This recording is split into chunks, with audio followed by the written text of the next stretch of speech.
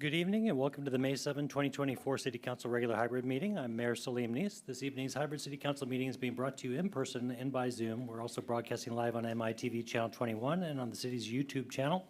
Welcome to all and thanks for joining us tonight. Council members, please have your microphones turned on for the roll call. And City Clerk Andrea Larson, please call the roll. Here. Councilmember Jacobson. Here. Councilmember Reynolds. Here. Councilmember Weicker. Here.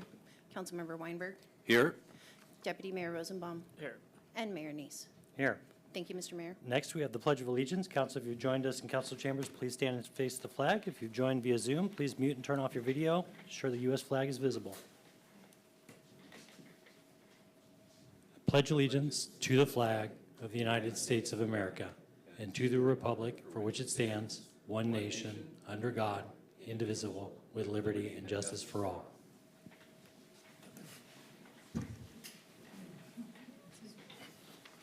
We now move to approval of tonight's agenda. If there's no questions, may I have a motion to approve the agenda? I would like to propose an amendment to the agenda once there's a motion proposed. Okay. Is there a motion to approve the agenda? Okay, moved by Councilmember Anderl, seconded by Councilmember Jacobson. Okay. Councilmember Weinberg. Yeah, I move that we remove Agenda Bill 6460, the Reconstitution of the Planning Commission, from the agenda. Okay, is there a second? Second. Councilmember, can you please repeat the motion? I move that we remove Agenda Bill 6460, the Reconstitution of the Planning Commission, from the agenda.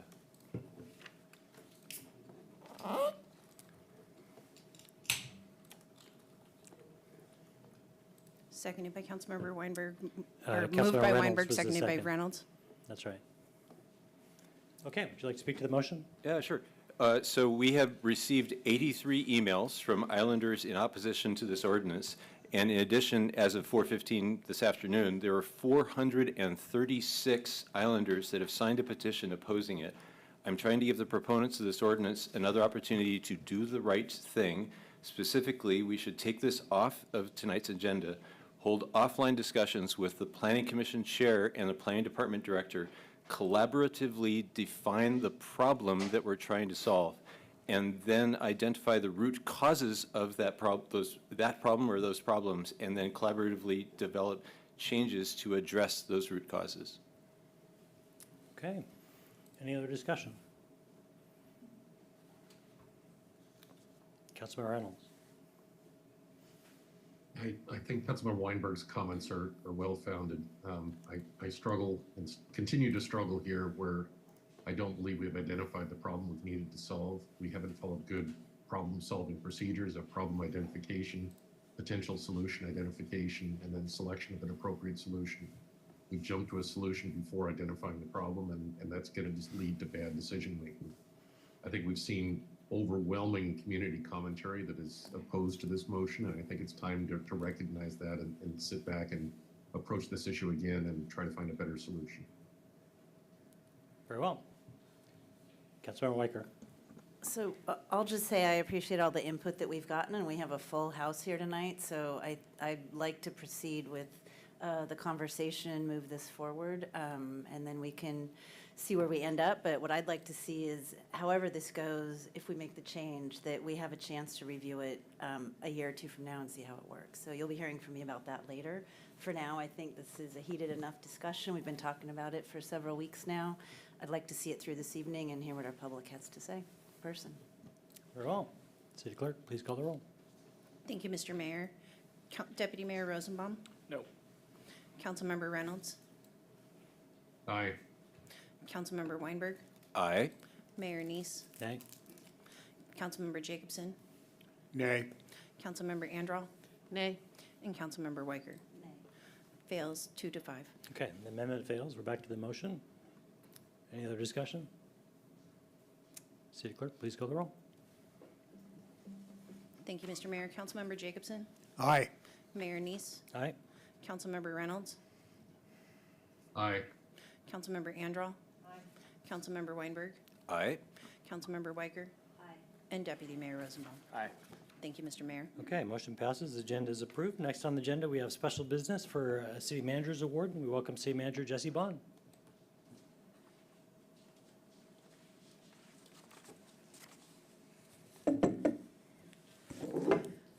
Good evening, everyone. Thank you all for coming out for this special award presentation. That's why you're here, right? In all seriousness, Council, I think it's really important from time to time that I bring to you and recognize in front of you the staff that are unsung heroes doing the work behind the scenes. So tonight I am representing to Jamie Page, the City Manager's Award, and I'll tell you a little bit about Jamie and why she's receiving this award. She joined us in 2021, just not quite at the end of the pandemic, but towards the end. As you know, the city was dealing with a lot of change, including with all of our buildings, our fleet, our staff. We hired Jamie as our support services manager, and she dove right in. We have aging facilities, so the list of issues she had to address was long. And then we threw onto our plate, just a little over a year ago, the closure of City Hall. Initially, we thought it was going to be a short-term closure as we navigated a bit of a surprise asbestos situation in our HVAC ducts. Jamie was the one orchestrating everything behind the scenes, both in response to the buildings and rehousing the entirety of the staff team that was in that building. She had some support, but probably not as much as needed. There were moments of good times and some really, really tough times in there. She had grace and composure, and she was just constantly get her done. She was recognized by her peers recently and thanked for all of the work that she did in getting municipal court rehoused not once but twice. They first went to the city of Kirkland, and now they're over at Newcastle City Hall. Moving our police department first here and then to Luther Burbank, and now into our temporary modular buildings and everything else, including this room that we're sitting in today. And I'm actually skipping over much of the long list of her accomplishments. In addition to the work she does, she's just an absolute rock star and has an amazing attitude, and we are so lucky to have her. So with that, Jamie, we'd like to recognize you with the City Manager's Award, if you'll come on up. And I'll read what the plaque says here. In recognition of your superb handling of the City Hall closure emergency and unwavering dedication to finding solutions to evolving and complex situations, thank you for your service to Mercer Island.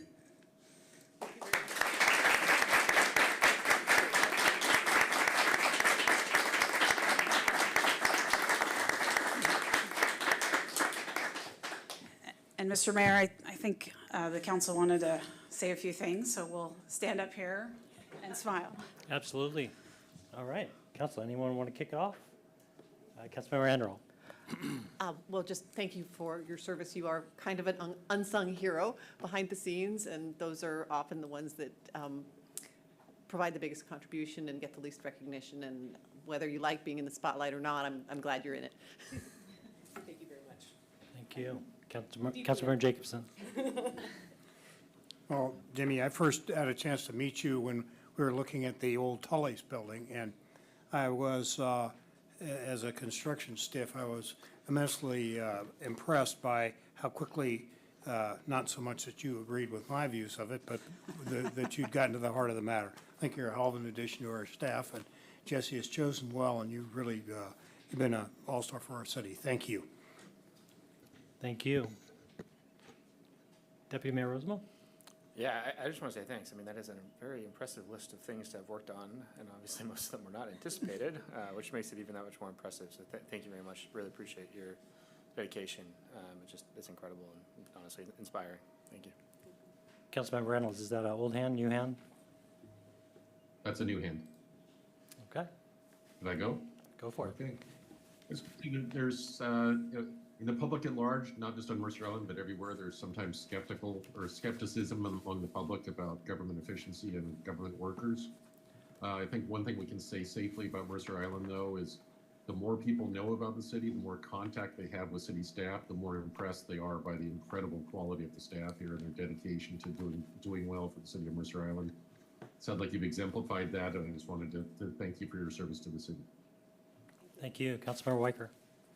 And I'll just add to the chorus and say thank you very much for your service. You joined the city at a really tough time, and it hasn't stopped yet. So thank you for keeping on, and we just really can't thank you enough for showing up every day for our team and for our city and our community.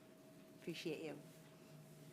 All right, I'll close it down. So, coming out of the pandemic, we thought that our playbook, and we have a playbook on almost any kind of contingency you can think of, we thought it had every page, and we had to write the pandemic page. And you were the one that wrote the closed City Hall due to emergency asbestos findings. And so whenever you have somebody that starts from ground zero and builds something from scratch and does it with the skill and aptitude that you did, this type of recognition is well-deserved. So thank you for what you did, and for everybody's safety, what you did. So, Thank you. I'll add my thanks as well, to echo what the rest of the council was saying. And it can be a hard job sometimes, but I'm glad that you stuck with it and that you continue to stick with it for us. thank you.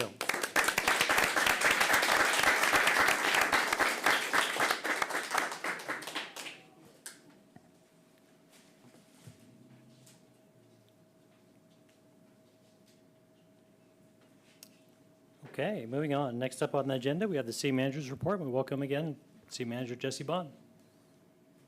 All right, good evening again. Different camera angle in case he's got my slides up. Next slide, please. Council, we always start with a look ahead at our schedule. Let me just make a quick adjustment. Look ahead at our upcoming meetings. I'll just remind you that our next city council meeting is 2 weeks from now, May 21st.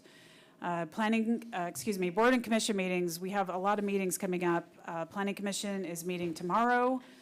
The Utility Board and the Planning Commission are meeting again next week, as is the Design Commission.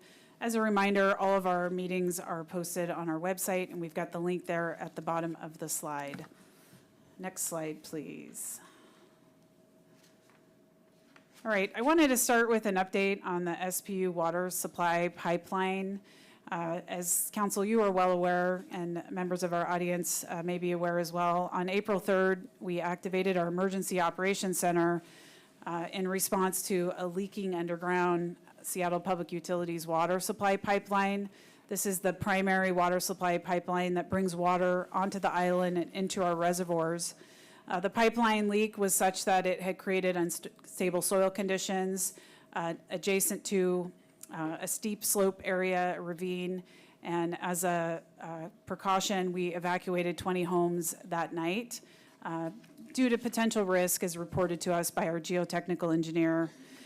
Over that night, crews from SPU were able to turn off that water supply pipeline. We also shut down the next day our water main. We have a 6-inch water main sitting next to that 24-inch supply pipeline. Once the two pipes were both shut off, the geotechnical engineer assessed that the risk had been reduced, and we were able to let residents return to their home. Next slide, please. So what is happening right now? This is a very, very preliminary report, but I was able to share this with some of the neighbors to the SPU pipeline on Friday, and I wanted to make sure I shared it with all of you as well. The city and SPU are working jointly on a solution to repair the broken SPU pipeline. We are meeting every other day, and we have been doing that for 4 weeks. The reason it is taking so long is that this is a really challenging area to do a pipeline repair. Steep slopes and soil composition requires us to be very thoughtful and strategic in our approach. In fact, one of the solutions that SPU is considering is a liner solution. You're familiar with the liners because it's a type of technology that we're using right now in our sewer system. You're essentially pulling a protective sleeve from one end of the pipe to the other. And that is what is being considered right now for the SPU pipeline. But there's more work still to be to be done, and I do anticipate it's going to take a little more time. Again, even with the liner and the pipe, and one of the benefits is that we would minimize slope soil disturbance. We still need to evaluate the slope, and we also need to evaluate the impact on water capacity by lining the pipe. The pipeline that brings water to the island is in a 24-inch pipe. That liner will reduce that size of the pipe down to about 17 inches. So I'm getting into some of the technicalities of evaluating these options and the repair, but I wanted to make sure I shared with you and members of our community that work is progressing. And so let's go to the next slide, and I'll tell you exactly where things stand right now. We are still receiving water through our backup water line. You'll often hear the staff refer to this as the canyon line. It comes off of the main transmission line and runs along East Mercer Way. It's a smaller line, so the capacity is less than when we're receiving water through the main SPU pipeline. The Shorewood community continues to be served by a temporary inner tie to the city's water system. So I'll just remind you that the Shorewood community is a direct recipient of water from SPU. They do not get water from the city. Under these circumstances, we've tied into them, so they're getting water, but we still have them on fire watch because we're not able to meet fire flows through that intertie. The fire chief is here and will be presenting on something a little bit later tonight if you have any questions about that. As I've already mentioned, the city's backup water line is smaller than the main SPU pipeline, which means our capacity to receive water is reduced. We just 2 weeks ago issued a heads-up communication to the Mercer Island community, letting them know that as we headed into the summer, we anticipated water conservation measures would be needed. We're working on that, and we'll be sharing more information soon. We're hopeful, and the way we're planning for this is that with good information and real-time information shared with our community about what's happening with our reservoir tanks, that the conservation measures can be voluntary, and we can all work together. But we're also planning worst-case scenarios for mandatory water conservation measures. Our timeline to launch additional messaging is early June. So as I mentioned, we've got a team stood up that's working on that. I also wanted to remind you that we declared a water supply emergency on May 1st. This is not related to water quality. This is simply quantity. So that is what is happening right now. We have a Let's Talk page stood up where we're posting updates both on water conservation measures and the pipeline repair. So we'll continue to put our information there and message the community. And council, I anticipate I'll be in front of you in a meeting soon, probably with Public Works staff, with a more comprehensive update on the repair and maybe a look as well as to long-term solutions. Next slide, please. Thanks, Casey. Switching subjects, but on theme with the award we just presented, I wanted to provide an update on the police modular buildings. We have 2 modular buildings on the site of the City Hall campus that are nearly fully operationalized. We have 1 more modular building that will be arriving sometime this summer. The staff have begun moving into the locker room facility. They're working on an inventory audit. Plumbing is fully connected and operational. We've installed a storage shed so that they have somewhere to keep janitorial supplies and other supplies. We are working with our furniture vendor to make sure we have the office furniture ready for the 3rd building that's coming in. My understanding is that 3rd building is primarily for office space. And then the one item that was holding us up a little bit was related to technology connections. So fire security monitoring, and 3 of our 4 card readers are online. We're doing some final work to get that 4th card reader online, and we should be moving in here in a matter of days. Again, there's a whole team of staff working on this. My thanks to them for staying with it and continuing to troubleshoot. Next slide, please. Also, just every time I come to council, we want to give you a quick update on our work on the Luther Burbank boiler building. Really pleased with the progress that's happening there. We are working to seismically retrofit the Luther Burbank Boiler Building. There we go. Including chimney reinforcements and also renovating the restrooms, which are quite old. So a lot of work is happening there. We had a lot of the masonry restoration work has been happening over the last 4 weeks. So doing work on the roof, and again, the chimney reinforcement work is also well underway. The exciting thing about this project is it is just phase one of a multi-year project. Once the boiler building retrofits are done, we will be turning our attention to the dock replacement and renovation project, and also quite a bit of shoreline work. That is on deck to start next week. It's well into design and permitting, and by about 2026, we will have a refurbished waterfront at one of our flagship parks, so that's extremely exciting. Next slide, please. Turning to transportation, I just wanted to make sure you are aware that our West Mercer Way Shoulder Improvement Project is underway. We're currently installing storm drainage, and then we will be doing the paving work next. This picture is taken where East and West Mercer Ways meet. So just an alert, and I think we've been pushing this out on city communications channels as well. Crews are working between 7 to 5. We do have occasional traffic impacts, and there will be paving work on deck really soon as well. We should be wrapping up this project in June. Next slide, please. The link to line connection. Last week, Mayor Neese and Deputy Mayor Rosenbaum, and I think I may have seen a couple other council members in photos as well. Perhaps Councilmember Weinberg was there. Went on a preview ride of the Link 2 line, which opened just a day later. This is the extension of Sound Transit's light rail system, which allows riders to move between Bellevue and Redmond. That is exciting to see that opening.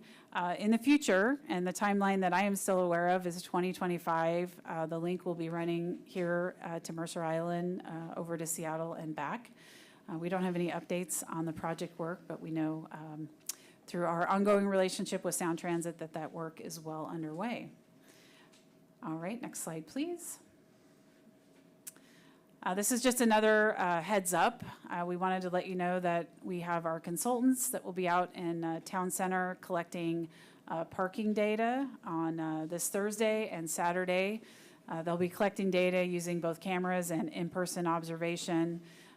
Council, this is part of our ongoing effort to inventory and track parking, and it's tied back to our Town Center parking study work that the study we just adopted last year.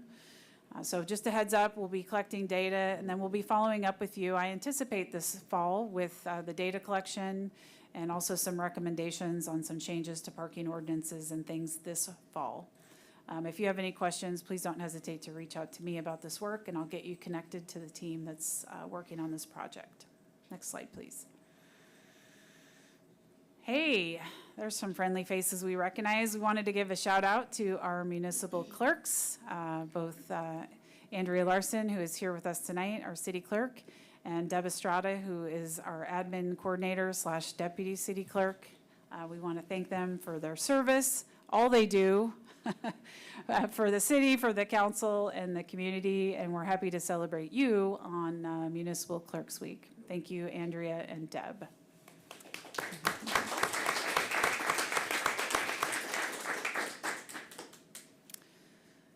All right, this is just a quick look ahead. It's a busy summer. We wanted to make sure you're penciling all of these things in.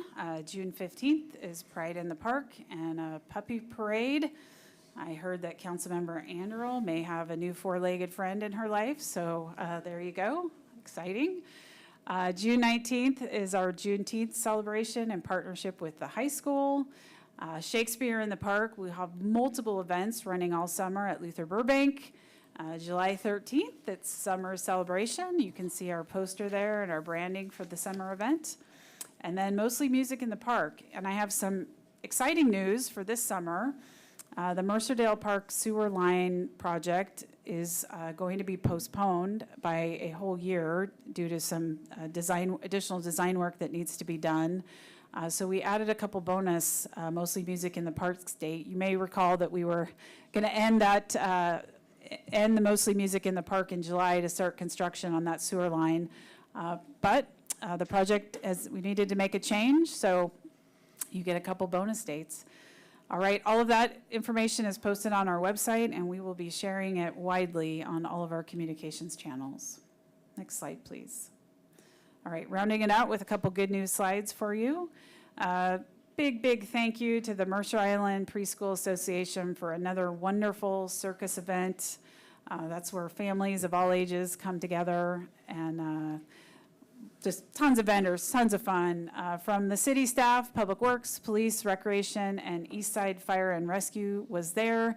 As you can see with the photos, we brought a lot of our rigs, and the kids just had a great time. So thank you to the Preschool Association for the partnership. We value you and all the work you do for our community. Next slide, please. All right, and finally, a little late-breaking news today. Council, you may recall that we applied for a Public Works Board low-interest loan for our booster chlorination system project. That loan was awarded in the fall, but we just got confirmation of that. The city will pay back this award over 20 years at 0.89% interest rate, which is just a really great program. So we'll continue to advocate for these Public Works Board low-interest loans. As you know, we have a lot of eligible projects. We want to thank our partners at the state for making this funding available. Thank you to the entire team that worked on securing this critical funding. It helps us at a time when we have a lot of high-dollar projects in our utility system. So congrats again for officially having the loan approved today. And that is all I have. Mr. Mayor, turn it back to you. Thank you. Our next item of business is appearances. This is an opportunity for anyone to speak to the city council on any item except items requiring public hearing, any quasi-judicial matters, or campaign-related matters. Tonight's agenda will include in-person public appearances and remote public appearances via Zoom. Individuals wishing to address the council may do so in person or by Zoom or telephone, provided they register with the city clerk by 4 p.m. today.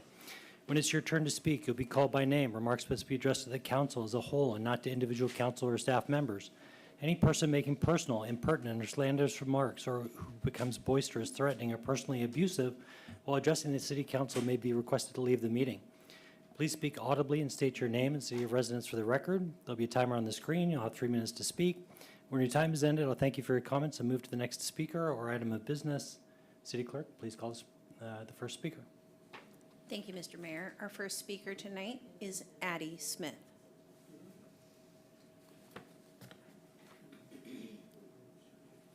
Second call for Addie Smith. Mr. Mayor, I'm not seeing Addie Smith in the meeting. I will move to the next speaker. Our next speaker tonight is Don Cohen.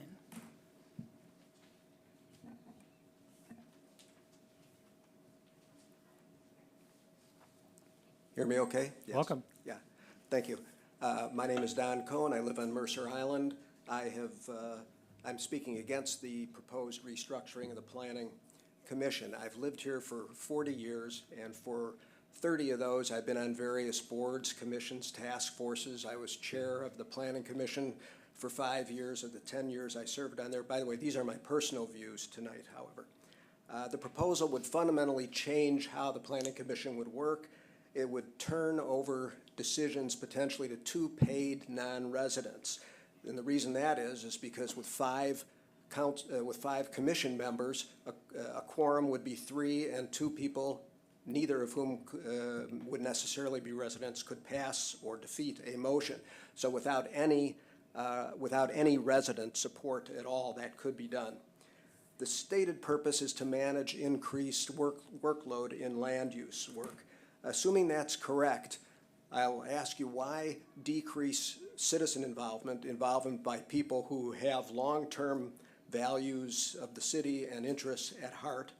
And why not use outside consultants like the city uses in so many other things, the PROS plan, the Parks and Rec reset, all these different things where you hire consultants. I also question, based on talking to people that I know who are land use professionals, whether you're really going to get the kind of qualified people and unbiased people that you would hope to get. Hundreds of islanders who've lived here for years have weighed in against this proposal, including a bunch of people who are former planning commissioners and planning commission chairs. There have always been important issues that the planning commission has dealt with. Critical areas, shoreline management, mega houses, and somehow the planning commission has managed to muddle through those without having a member of the commission be outside members. Please don't think that just because there's sort of what you view as a new creative idea is necessarily the best idea or the only idea for dealing with what is, by all reports, a staffing issue. I urge you to vote against the proposal. I have a couple of other suggestions. One is, if this hasn't been done yet, to discuss with the Planning Commission chair and the lead staff what you could do to improve the efficiency of that commission. Reach out when there's a vacancy, reach out more broadly and deliberately for potential applicants. And potentially, if you insist, reduce the size of the commission to 5, but islanders, and keep that for a year and then take a look at it and see what's going on then. Thank you for considering these comments and my written comments, and for my written comments. Thank you. Our next speaker tonight is Orm Sherwood.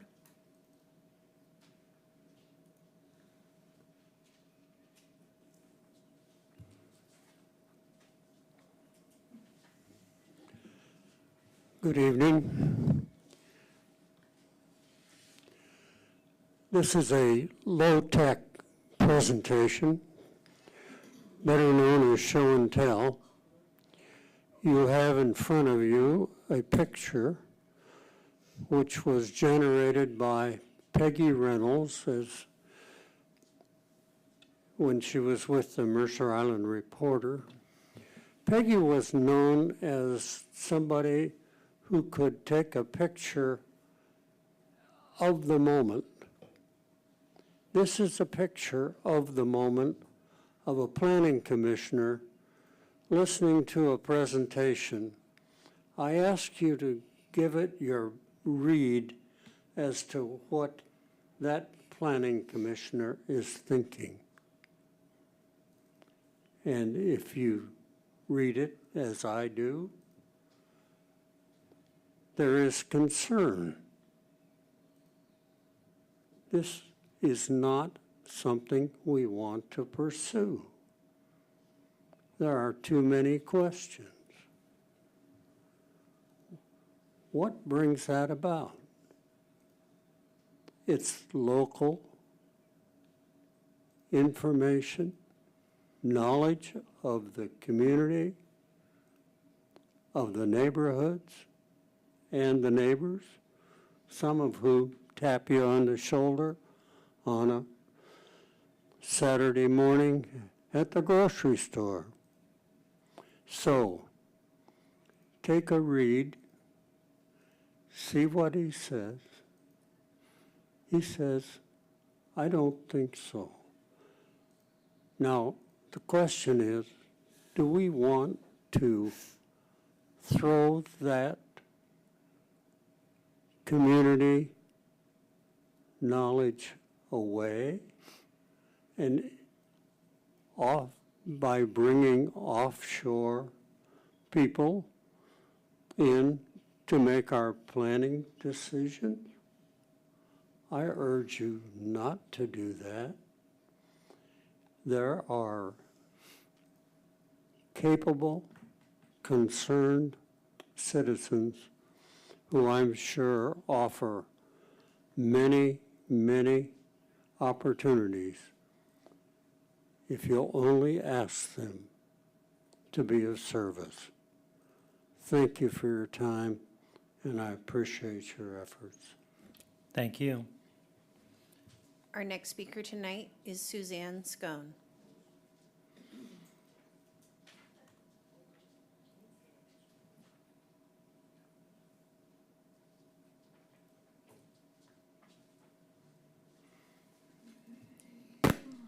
Hi, Suzanne Scone, Mercer Island resident. I think I'll start by thanking the more than 400 individuals from our community who took the time to sign our petition online, advocating for the retention of the Planning Commission as an advisory body composed of Mercer Island residents. I also want to take a moment to acknowledge the tireless efforts of our City Council, Planning Commission, and city staff. Their hard work behind the scenes often goes unnoticed, but it's the foundation on which our community thrives. Mercer Island is indeed a wonderful place to live, thanks in large part to their commitment and dedication. Like many communities, Mercer Island is facing challenges, including an increased workload in planning and shortage of citizen volunteers. However, I fail to see how the proposed code change addresses these pressing issues. Is this breaking up, or should I? Okay. You're good. All right. What we truly need to focus on is building capacity. This means investing in hiring more planning staff or consultants, or collaborating with our existing planning department to find out efficiencies or to find efficiencies. Consider parallel planning paths utilizing short-term citizen task forces to address specific issues while the Planning Commission focuses on the comprehensive plan. This approach can enhance efficiency and foster greater community involvement. We need to bolster our volunteer base, evaluate the effectiveness of our city communication tools and methods. Perhaps it's time for a proactive approach, like a road tour to engage active community organizations, or tap into the wealth of time and talent within our community, or a community ambassador program that develops a database of volunteers with various skills. Also important is cultivating a culture of nonpartisanship, treat all citizens and volunteers with respect and kindness, even if in the face of differing opinions. It's time to break free of the echo chamber of loud voices and embrace the diversity of perspectives within our community. While our city leadership has undoubtedly done a commendable job managing Mercer Island, evidently something has gone wrong that we cannot get volunteers to step up and serve. More should be done to strengthen our sense of community. Let's work together to not only address challenges we face, but to foster a deeper sense of unity and belonging for all our residents. Thank you. Our next speaker is Carolyn Boatsman.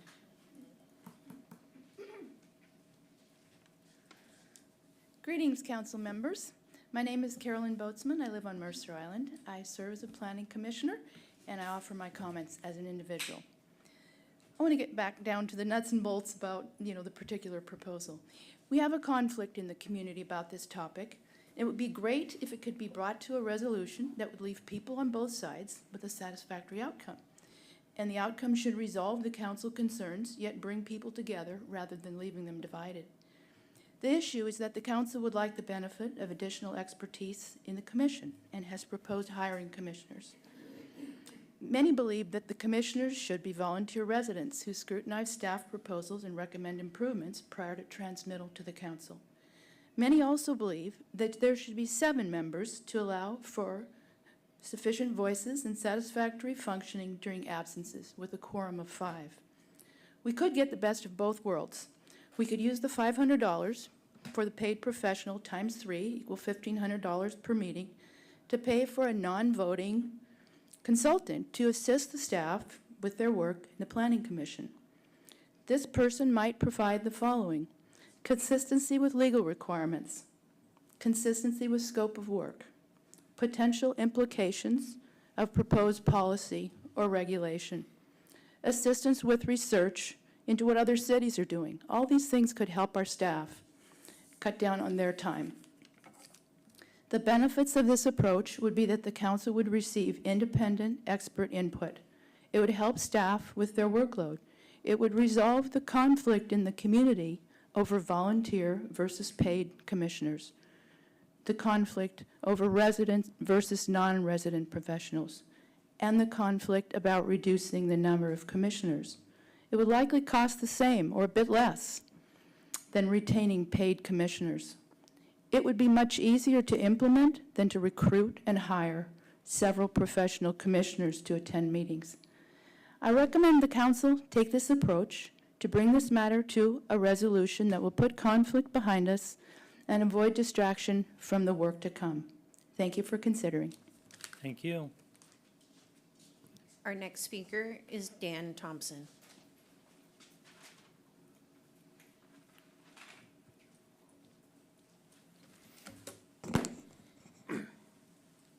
Good evening. My name is Dan Thompson. I live on Mercer Island, and I support Ordinance 24C06. I previously sent the council an email explaining Commissioner Gels's comp plan amendment to lower house sizes in the single-family zone. That was buried in the climate section of the land use element. Commissioner Gels's amendment to the Planning Commission was adopted after the first reading and after he spoke to this council. So there was no mistake, there was no confusion about the direction in Resolution 1621. It was done on purpose. What this tells me is it will be impossible to work with this Planning Commission going forward, fixing the housing and land use elements as well as the economic development element that has a lot of these policies well beyond what was allowed in them. I don't think the PC will follow this council's direction. I don't think that they'll listen to the planning department, and I don't think that they will reach out to try to find out what the citizens want, because what is in the draft elements is clearly not what the citizens want, and you know that because you drafted Resolution 1621. So I also don't think that the Planning Commission quite understands the rubric here. The single-family zone has nothing to do with affordable housing. King County has made it clear under 1220, only housing units in the dense zones count towards our affordability mandates. HB 1110 doesn't require any of the policies that they are putting in the comprehensive plan. So I think that we have so much work to do to undo what has been put in the comp plan that was well beyond 1621. I mean, our Director of Planning, Jeff Thomas, even took the extraordinary action of noting in these elements themselves where the Planning Commission exceeded its direction and its authority. I just don't think that Planning Commission understands that when you put these in a comp plan, you have to have concurrent development regulations, which Jeff is committed to, and would be an enormous undertaking with the number of policies that are in here about upzoning our single-family zones. I don't think that they understand how those regulations translate into development, that translate into politics. So we just don't have enough time, I think, to go forward with the same Planning Commission, and we do need a change. Thank you. Thank you. Our next speaker tonight is Lucia Perzio Baroli.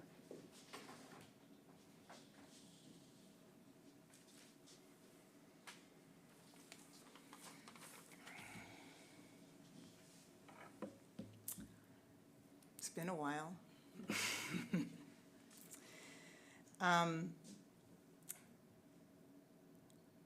You know, planning is a fine art.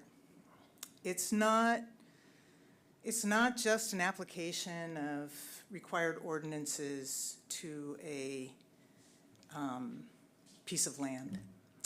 It requires a tribal knowledge of that land. It requires the people who are doing the codification of any policy to understand what the gestalt of the community they are working under is. This planning department is understaffed, overburdened, has had a huge amount of work foisted on them by various requirements from the state, including the comp plan update and the new middle housing policies. And they don't have, it has been a complete turnover, in the last 5 years of staff that had this gestalt, this sort of tribal knowledge, because they'd been here for a while. This staff is doing an amazing job considering the situation they're under. But they didn't have the benefit of former staff to help bring them up. The learning curve was very steep. The Planning Commission provides this tribal knowledge. The Planning Commission brings knowledge of the community, decades and decades of knowledge of the community, in addition to professional expertise. And you can bring in a planner, you can pay them, you can pay, I don't know how much experience that planner will have, but that person will not have the knowledge that citizen volunteers have. They won't have that tribal knowledge. The Planning Commission provides that knowledge to the staff that helps them write the policy, and then they help parse the city council on what these choices were. You could up the staff number, you could pay them an actual competitive wage so we weren't losing them regularly, and you could reduce the Planning Commission to 5 members. I think that would be a good compromise. But by losing the citizens, you're losing that fundamental knowledge in writing policy. Thank you. Our next speaker is Jason Trout.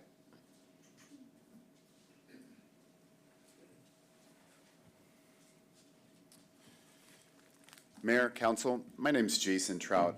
I'm the Regional Manager for TNT Fireworks, and I wanted to speak to you tonight about the ban on fireworks going forward.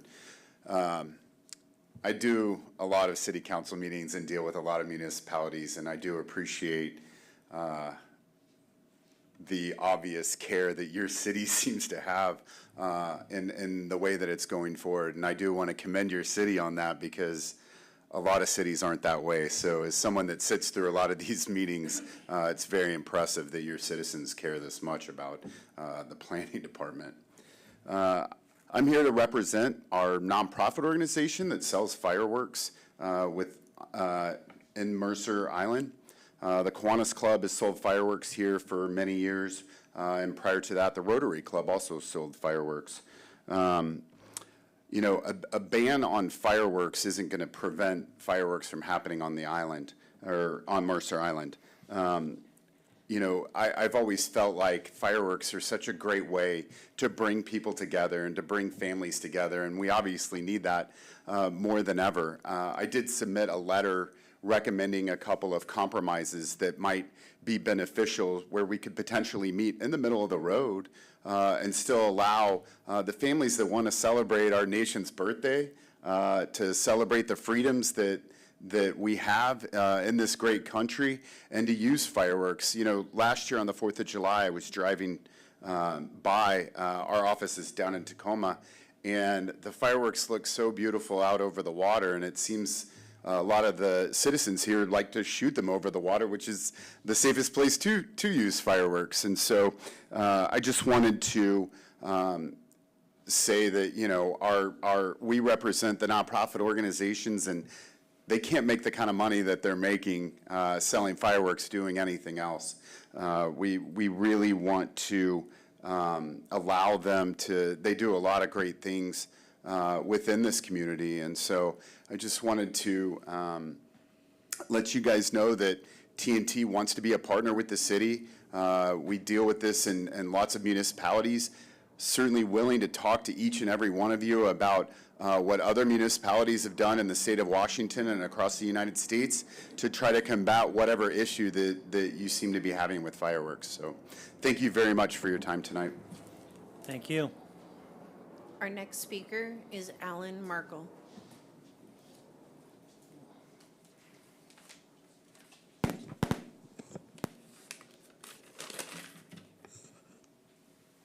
Does it get any higher? Alan Merkel, Mercer Island resident for 37 years, privileged to have served 9+ on the council and 3 terms as mayor. Thank you, each and every one of you, for all you do for Mercer Island. We are a diverse, engaged community with no shortage of opinions and ideas, and it's not always easy to harmonize those competing views. However, in my service to the community, I found solutions became clearer when I would step back and remember the most important guidepost for every decision.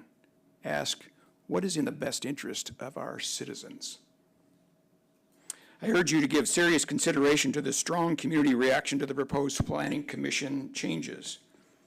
If council desires to seek more input from professionals, it need look no further than the unvarnished, thoughtful, powerful input from the 8 former and current chair of the Planning Commission and the hundreds of citizens supporting their position.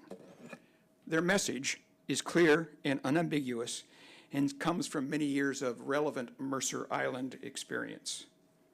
Preeminent, respected leaders and practitioners like Bill Chapman, Don Cohen, Peter Orser, and many others have served our community extraordinarily well and are now giving you the benefit of their wisdom and experience. Council would do well to embrace that input rather than reject it and seek input from outsiders without Mercer Island connections. We know from experience that paid experts often feel compelled to justify their hiring by sharing their superior knowledge while minimizing input from unpaid locals. If, after many decades of an abundance of talented volunteers, there is a sudden shortage of volunteers, qualified volunteers, I suggest the council endeavor to determine why that is so. Is there a reluctance to work with the current administration? I don't know.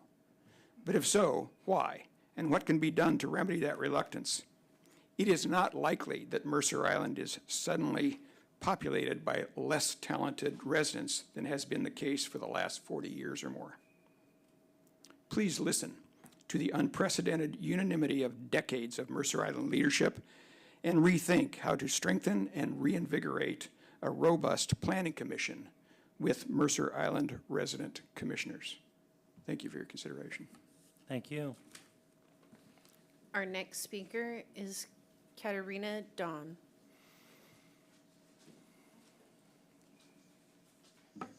Good evening. My name is Katrina Doan, and I actually live down the freeway in Tukwila. I'm here because I'm not tall here, right? I'm here because I want to talk about the proposed fireworks ban because I share the same passion that I believe all of you do, and that is an increase in peace and safety in Mercer Island during the 4th of July. However, I want to just implore you to not institute a full ban. And I'm going to share some data with you around that. A full ban simply does not work. We have tribal land here. When we ban the consumer-grade fireworks, people go out to where they can get worse ones, and they bring them back to our communities where we don't want those types of things that go up, that we're afraid they're going to catch fires, and that go boom. I would like to propose an alternative that is very data-based that many people don't know exists. It's what we call a modified fireworks ban. But I'm going to share 3 very quick stories because 3 minutes is short. Eugene, Oregon last year instituted a full ban. After the season, they looked at the data, and the fire marshal, actually from nearby Corvallis, gave this quote, and I want to read it to you. He said, in its first year of the ban, Eugene saw a measurable increase in fires from previous years. Conversely, the city of Springfield, right next door, no ban, did not see an increase in fires over the 4th of July. Therefore, the ban of fireworks did not demonstrate a decrease in potential fire activity. And that was Fire Chief Ben Janes of Corvallis. Data shows over and over, bans don't work, they make it worse. Story 2, Tukwila, down the freeway. When the idea of a modified ban was brought to the mayor, he said, we've had a 25-year trial of a full ban, and we certainly have enough data to show that it doesn't work. We owe it to our residents to try something that has data that shows that it does work. Conversations were had with council, and in 2022, they passed a modified ban. After the season, the police and fire chief came and did a report. They were almost giddy. Calls for service were the lowest in over 20 years. And that has continued. The next year, CTAC said, we want to know what Tukwila did. And their council members, hesitant at first, researched it, passed unanimously, and CTAC did this and had incredible success. The data just keeps continuing. Island County up north was on a path for a full ban. They learned about the modified ban, and their council member who was pushing the full ban switched, and they instituted a modified ban that will go into effect this year. So I implore you, I work with nonprofits, helping them set up fundraisers. That's my passion. I'm a volunteer with animal rescue. I want the same peace and safety that we all do. But the data shows the best option is the middle option. Thank you. The next speaker tonight is Jenny Mitchum.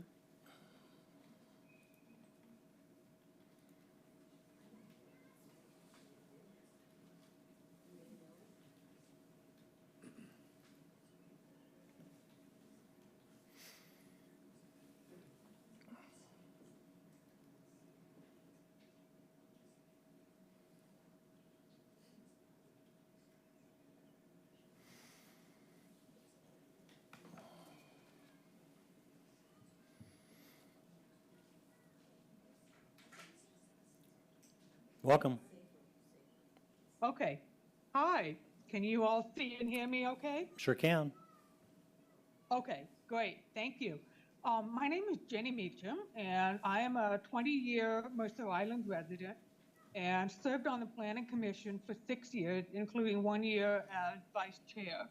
I would like to strongly encourage you not to pass the proposed ordinance to reconstitute the Planning Commission. Many other Planning Commission members and residents of the island have given very good reason, pretty much all of which I share. There are capacity issues with staff, and those issues can be addressed in other ways. I don't think that shifting to a model of using paid commissioners who have no connection to the island will offer any substantial benefit, and I believe it is financially irresponsible to do that. I think also in our system of government, in a democratic system of government, one of the beautiful things is the way that people can participate and shape the policy and the direction that our local governments go in. I feel it is a tremendous privilege of living in this country and in living in a well-managed community. And we have tremendous resources within the city of people who are highly educated and have very relevant background. I want to just give a couple of quick examples. When we were working on the residential development, code, it was extremely valuable to have members of the Planning Commission who lived on different parts of the island and who had different professional background to bring their perspectives in.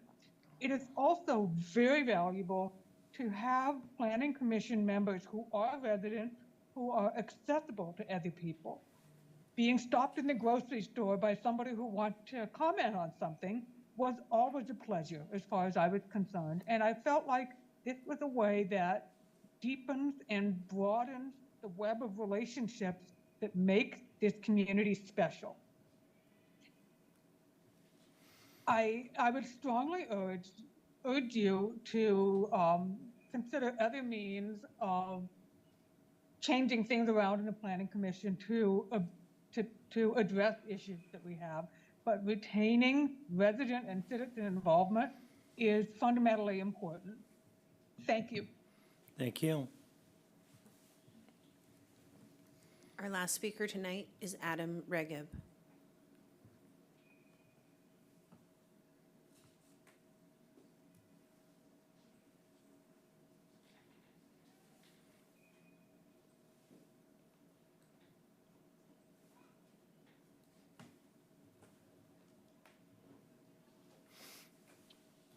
All right.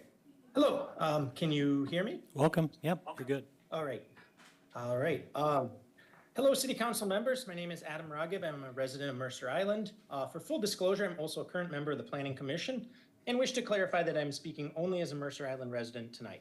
I'll keep it quick. Based on the information that I currently have available, I would like you to consider as a course of action regarding the Planning Commission to bring in a paid but non-voting land use professional to attend meetings as an immediately available expert in the field. As a non-voting participant, this person would not propose content, but would be present solely to respond to resident commissioner content and answer questions such as, does this fall short of, meet, exceed legal requirements? Is this in or out of scope of any pre-established guidance by the city council or other groups? And what are the potential code development or city implications of this recommendation? I believe this is a path forward that would address the concerns expressed by residents that I have seen. We residents would not be ceding democratic input to non-resident persons or paid voting professionals. And we would have someone who could rapidly explain the legality, compliance, implications of resident proposed recommendations to council. I am still opposed to having a non-resident provide a vote on the Planning Commission, as my understanding of the commission is that it represents the residents' interests against the city and ensures that those concerns are incorporated into recommendations to council. Having a paid, non-voting professional in attendance with expertise at the ready does bring a benefit beyond us already having the professionals from CPD in the meeting, as I have found that preparing for, running, and archiving a meeting is already a lot of work. If we pursue this route of having one paid non-voting professional available per meeting, perhaps from a bank of 2 or 3, costs would be reduced from the current proposal, and having a 5-member planning commission would no longer present a cost advantage over a 7-member commission. I am purposely avoiding communicating an opinion regarding the size of the commission.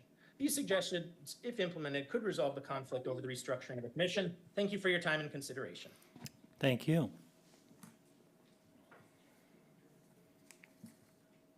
There are no further speakers tonight, Mr. Mayor. Okay, we now move to our next item of business, approval of the consent agenda. Consent agenda contains AB 6457, the April 19, 2024 payroll certification, certification of claims for April 11, 19, 26, 2024, and electronic funds transfers for March 2024. City Council regular hybrid meeting minutes of April 16, 2024. AB 6456, Island Crestway Crosswalk Improvement Bid Award. AB 6458, Affordable Housing Week Proclamation Number 328. AB 6459, 1% for the arts and public places, public art restorations. AB 6461, Utility Rate Modeling Appropriations. AB 6465, Luther Burbank Sports Courts Renovation Appropriation Request an Update on Lighting Design. AB 6466, Ratification of Local Emergency Orders issued by the City Manager. Council, is there a motion to approve the consent agenda as presented? So moved. Second. Okay, moved by Councilmember Jacobson, seconded by Councilmember Weinberg. City Clerk, please call the roll. Thank you, Mr. Mayor. Deputy Mayor Rosenbaum. Aye. Councilmember Weicker. Aye. Councilmember Weinberg. Aye. Mayor Neese. Aye. Councilmember Andral. Aye. Councilmember Reynolds. Aye. And Councilmember Jacobson. Aye. Thank you, Mr. Mayor. Thank you. Consent agenda is approved.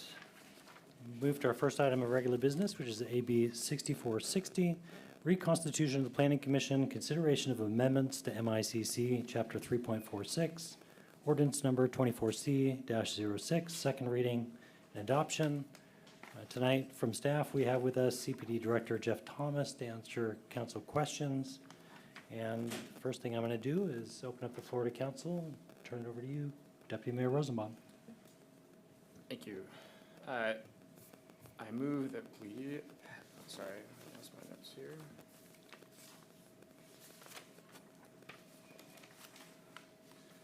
I move that we adopt ordinance 24C-06, amending MICC Chapter 3.46 to reconstitute the Planning Commission. Okay, is there a second? Was that? Second. Second. Okay, moved by Deputy Mayor Rosenbaum, seconded by Councilmember Jacobson. Would you like to speak to the motion? I have an amendment I'd like to make. Okay. I move to amend the previous motion by striking section A4 and adding language shown in section B1.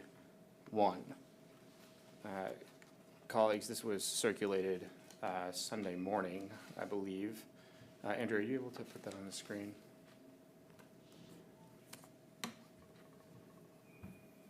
I will leave this up here in hopes of getting a second for my motion. Okay, is there a second? Second. Okay, seconded by Councilmember Jacobson. Want to speak to the amendment to the motion? Yes. So this amendment, obviously appreciate all the comments we got tonight and the comments we've gotten the last couple weeks. So this motion would make what I think is a change that is responsive to many of these concerns that we've heard, which would allow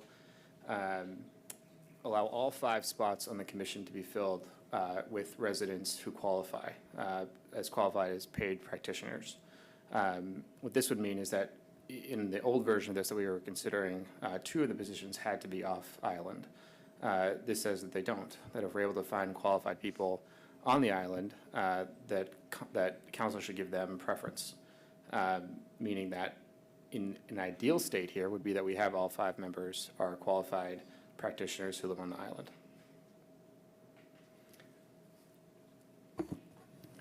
Okay. Councilmember Weinberg. Yeah, so regarding the second sentence in paragraph 3.46.030.a.4, which is the one that specifies that we should give preference to on-island land use practitioners, or practitioner applicants over off-island seats, I feel honor bound to point out that although I was the one who made the motion on April 2nd to the council meeting to add that sentence, and it was at time index 2 hours, 11 minutes, 35 seconds in the video, my motion did not pass. And so that sentence actually shouldn't be there. But that said, I believe Councilmember Rosenbaum's rewording of that text, a replacement of that text, corrects the accidental inclusion of the unapproved change. And furthermore, I believe that Councilmember Rosenbaum's amendment correctly captures the intent of the original proposed amendment, perhaps with language that's more acceptable to the rest of the council. So therefore, I intend to support this amendment. Okay. Anyone else? Mayor? Councilmember Anderl. Yeah, I want to thank Deputy Mayor Rosenbaum for creative drafting and problem solving on this. I have had concerns with off-island influences, although I was originally going to support the Reconstitution as originally proposed. There was some level of discomfort involved. I think this really is responsive to the concerns that we've heard from the community and very respectful of the community concerns. So thank you. Thank you. All right.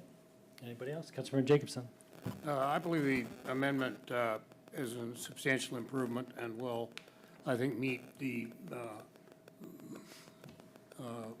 majority of those objecting to this reconstitution. So I think I also thank the deputy mayor for taking a laboring oar on this. Okay. Councilmember Weinberg, is that old hand? Oh, yeah, sorry. Okay. Not seeing any other discussion. City Clerk, please call the roll. Thank you, Mr. Mayor. Councilmember Weicker? Aye. Councilmember Weinberg? Aye. Mayor Neese? Aye. Councilmember Jacobson? Aye. Deputy Mayor Rosenbaum? Aye. Councilmember Reynolds? Aye. And Councilmember Anderl. Aye. Thank you, Mr. Mayor. Thank you. All right, the amendment to the motion passes. The amended motion is on the floor. Councilmember Weinberg. Yes, so a question for Planning Director Thomas, if I may. It's my understanding, or is my understanding correct that should this ordinance pass, if any planning commissioner or planning commission member who occupies one of the paid practitioner seats should decline the $500 per meeting salary, that the unspent funds would remain in the budget of the community planning and development department, and therefore could be used to address other issues which might be closer to the root causes of the backlog. Is that correct? My understanding, Councilmember Weinberg, is that when we budget and the city council approves a city budget and each department has their budget, unused funds do stay in that department's budget for the budget period. So in the example that you're asking here, if there was any savings from that line item in our budget or planning commissioner paid appearances, that money would remain in the budget for the duration of the biennium, and it would get reconciled by finance at the end of that period, like finance does with every other budget and every other department. Okay, thank you. I believe generally we're on the same page, if that's helpful. Yeah. Okay, Councilmember Reynolds. Yeah, I want to thank Councilmember Rosenbaum for his proposal. I think it goes a long ways towards making this motion better. I think it's gotten better every time we've worked on it, and I want to thank the council for their open-mindedness at looking at changes on this. It's not all the way there that it needs to be, in my viewpoint, though. I think it still allows for 2 off-island people to serve on the Planning Commission if we don't have paid local volunteers. From what I understand, are paid professionals, and I would rather have resident lay people than non-resident paid professionals on the commission. And I think if I step back and look about why I'm going to oppose this, it comes back to something I alluded to a little bit earlier about if you're going to make a change, you need to understand why you're making the change and what the purpose of that change is. And I've really heard 2 fundamental reasons from the council and from the community more broadly about why we're making this change. One is a goal for greater efficiency and workload savings. And the second is concerns about some of the decisions the Planning Commission has made. That's something I hear more from the community than from the council. And I want to briefly talk about all of those. One is that the workload is extraordinary this year because of all the comprehensive plan update coming down and a fair amount of effort from the legislature as well. All indications are that it's not going to be that bad next year. The comp plan will be done. And this change won't take effect until after that excessive workload period is over. So it doesn't really do much to address the underlying workload concern, nor is there any real evidence that that the efficiency of the council will increase if they adopt the paid practitioner approach. It might not. I haven't heard a solid argument for why in either case. And thirdly, if there's a concern about efficiency, to my knowledge, we've never really relayed that concern to the Planning Commission and helped work with them to increase the efficiency of the process. And I think we owed it to them to give them that opportunity. And if we're concerned about the decisions the Planning Commission makes, well, I'm going to make the broad statement first that sometimes it's better to have the devil you know than the devil you don't. There's no guarantee that the incoming paid practitioners will make decisions that we like any better. In fact, they may be worse. But more generally, I'll just make the point that, this is the democratic process, and democracy is messy. Sometimes the legislators that you have don't make the decisions you like, and sometimes the volunteers that you have on the Planning Commission are not going to make the decisions we like. That's just what happens. But I think the Planning Commission does bring a diversity of thought to the process. I served for a couple of years on the Planning Commission together with Ted Weinberg, who was also on the Planning Commission. And I think it's interesting that the 2 of us, who to my knowledge are the only 2 of the 7 of us that have served on the Planning Commission, are the ones that are the most opposed to this, as are apparently 8 or so past chairs of the Planning Commission. And I think we need to listen to the people that have actually lived that process and recognize that the Planning Commission has the advantage of having, they can look at these issues more deeply than the council does. They spend more time on the issues, as they should.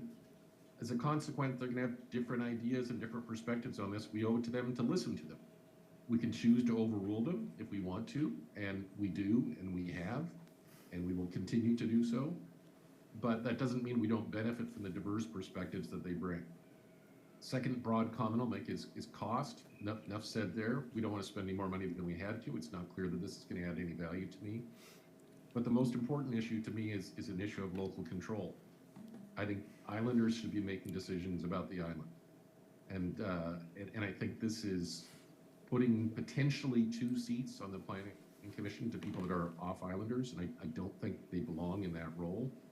And I think it's interesting that members of the community and the members of this body that are supporting this are among those groups, among those people who have been most vocal, being concerned about state regulations coming down. And those state regulations, we've been opposed to them because there are people who do not know our island, do not know our geography, do not know our culture, do not know our values, do not know our priorities, and are attempting to impose regulations from the outside on us. And yet now we're voluntarily proposing to cede control from people on the outside that do not know the things about our island. And I'm just deeply troubled by that, and I think it would be a bad mistake. Councilmember Jacobson. Yes,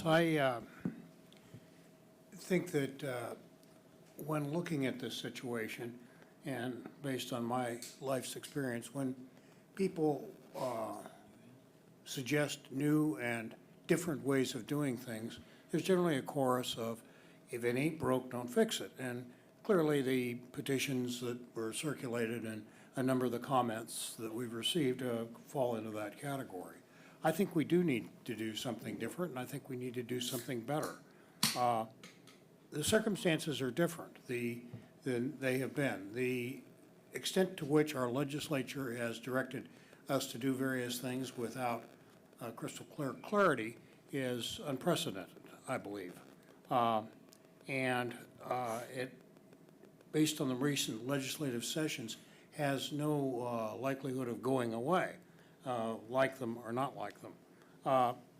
I think that Deputy Mayor Rosenbaum's amendment makes it very clear that if there are all of these people who are very qualified to do land use planning on Mercer Island, then presumably we will hear from them and we will encourage them to apply. And so the objection that outsiders are going to dictate what we do would of course not exist. And that's the whole thrust of the Deputy Mayor's motion, and I think it's well taken.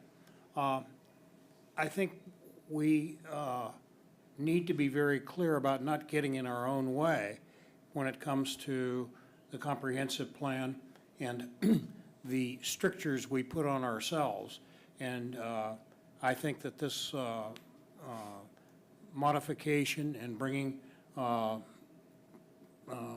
new group of people onto the Planning Commission will facilitate our not doing that. And for that reason, I'm supporting the motion.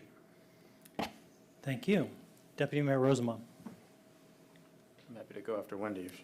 Councilmember Weicker. Yeah, thank you. I just want to say I really appreciate all the input we've gotten on this, and I've talked to many community members, and I trying to draw the middle ground here and taking advantage of all the input that I've had over the years on the Planning Commission and the expert advice we have from folks who've come before us. We are in unprecedented times with urgent needs that we need to have met through this Planning Commission. So I intend to support this motion, and I also would hope that in 2027, we can review how we did. I would love to get our citizens engaged who have this professional expertise that we need. This backlog is just too much, and there's too much coming, and there's more yet. We only dock it once a year, but we need to try something different, and I'm willing to give this a shot.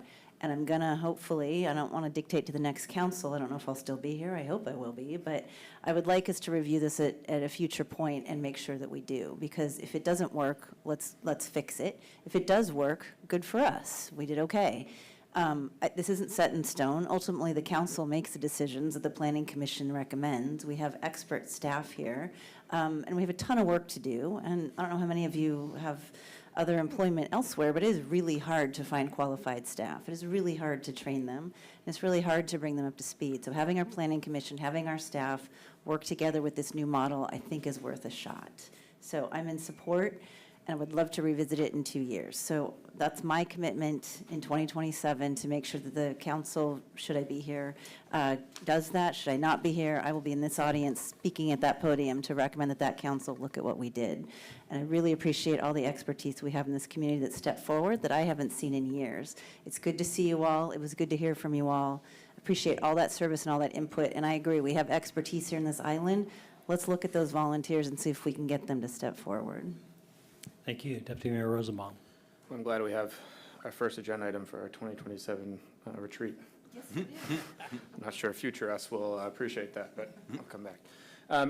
I've spent a lot of time on this issue generally, and this proposal specifically in the last couple of years. And I will ask everyone to bear with me. I just want to get some thoughts here out, because I know that we've gotten a lot of attention to this. Over the past few years, it has become apparent that we have a problem with the speed at which we can tackle some issues through CPD, the Planning Commission, and the Council. I want to applaud the staff and the Planning Commission for starting their work on the comp plan ahead of other cities. This early start, is my mic going on enough? Yeah, it's been great. It's for all of us.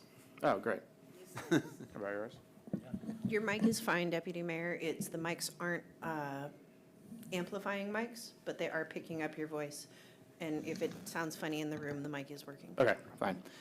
I'll have to ignore myself then. I want to applaud the staff and the Planning Commission for starting their work on the comp plan ahead of other cities. This early start put us in a good position to thoughtfully hit deadlines. At least once a week, I'm asked why it takes so long to get issues through the Planning Commission and the Planning Department and the Council. Islanders don't understand why we're not able to take actions on issues of local importance that they see as critical to sustaining the quality of life on Mercer Island. Because of actions we've taken, including by hopefully passing this bill, I'm hopeful that we'll see changes that result in increased velocity, as well as astute technical advice from experts in fields lining up with the issues before the Planning Commission. Should this pass, over the past year, we've taken 4 significant actions on this front, and I want to applaud the staff and my colleagues. We've set clear priorities for the CPD and PC to tackle issues most important to Islanders following the completion of our significant and time-bound state-mandated work. We've created a new position in CPD focused on issues in front of the PC. We've also continued to advocate in various boards and commissions, as well as with our state legislature, for the ability to control our own agenda. We continue to explain to Olympia that evaluating and instituting these complex changes, often with short implementation timelines, have severe impacts on our agenda and capacity. Finally, I am hopeful that we'll take the steps tonight to update the membership of the Planning Commission. I'm deeply appreciative of the people who wrote to us and those that have joined us via Zoom or in person tonight to share their perspectives on this issue. It's easy to tell from the tone and depth of these letters and phone calls that I've received that Islanders have a lot of passions for this issue. I'm also cognizant of the hundreds of emails that we got in the fall from members of the Country Club and the JCC who are deeply disappointed with the speed in which the city is able to get to a decision on issues of vital importance to them and their thousands of members on the island. Keep in mind the decisions they're looking for us to make wouldn't even allow them to begin their projects, but would be a step in figuring out if their goals are even going to be allowed to be considered. I want to clear up a couple of topics that we've discussed and we've seen in recent emails. First, I want to thank the long history of illustrious Planning Commission members who have dedicated their time and talent to provide valuable input to previous councils on land use and planning subjects, including those currently serving on the Planning Commission. For a long time, the current composition of the Planning Commission has served the city well. First, the Planning Commission doesn't make policy, it makes recommendations. We've heard concerns about the council receiving recommendations from folks who do not live on the island. I understand the nature of these concerns, but I'd like to remind everyone that almost all of Mercer Island staff, including those who advise the council on policy decisions every day, don't live on the island, have done an excellent job with tailoring their recommendations to the unique nature of the island. The Planning Commission doesn't make policy decisions, it makes recommendations. Those decisions lie with the elected council, which is why we are always accountable to our residents, whether at the ballot box or in the produce section of QFC. I believe that we were elected in part because the voters believe we can filter feedback to inform our best judgment for decision-making. We've also heard that if the council wants to receive more recommendations from subject matter experts on the Planning Commission, we should certainly be able to draw from Mercer Island's broad base of expertise. Based on the feedback we received from some of our city's former elected leaders, it sounds like they were able to recruit that expertise in the past. While our community is fortunate to have many talented and qualified experts in these fields, it's also true that these folks are generally not stepping forward to serve. Just look at our current open recruitment period. Despite a collective best effort, we didn't receive any applications for this specialist position on the Design Commission. I do a lot of recruiting.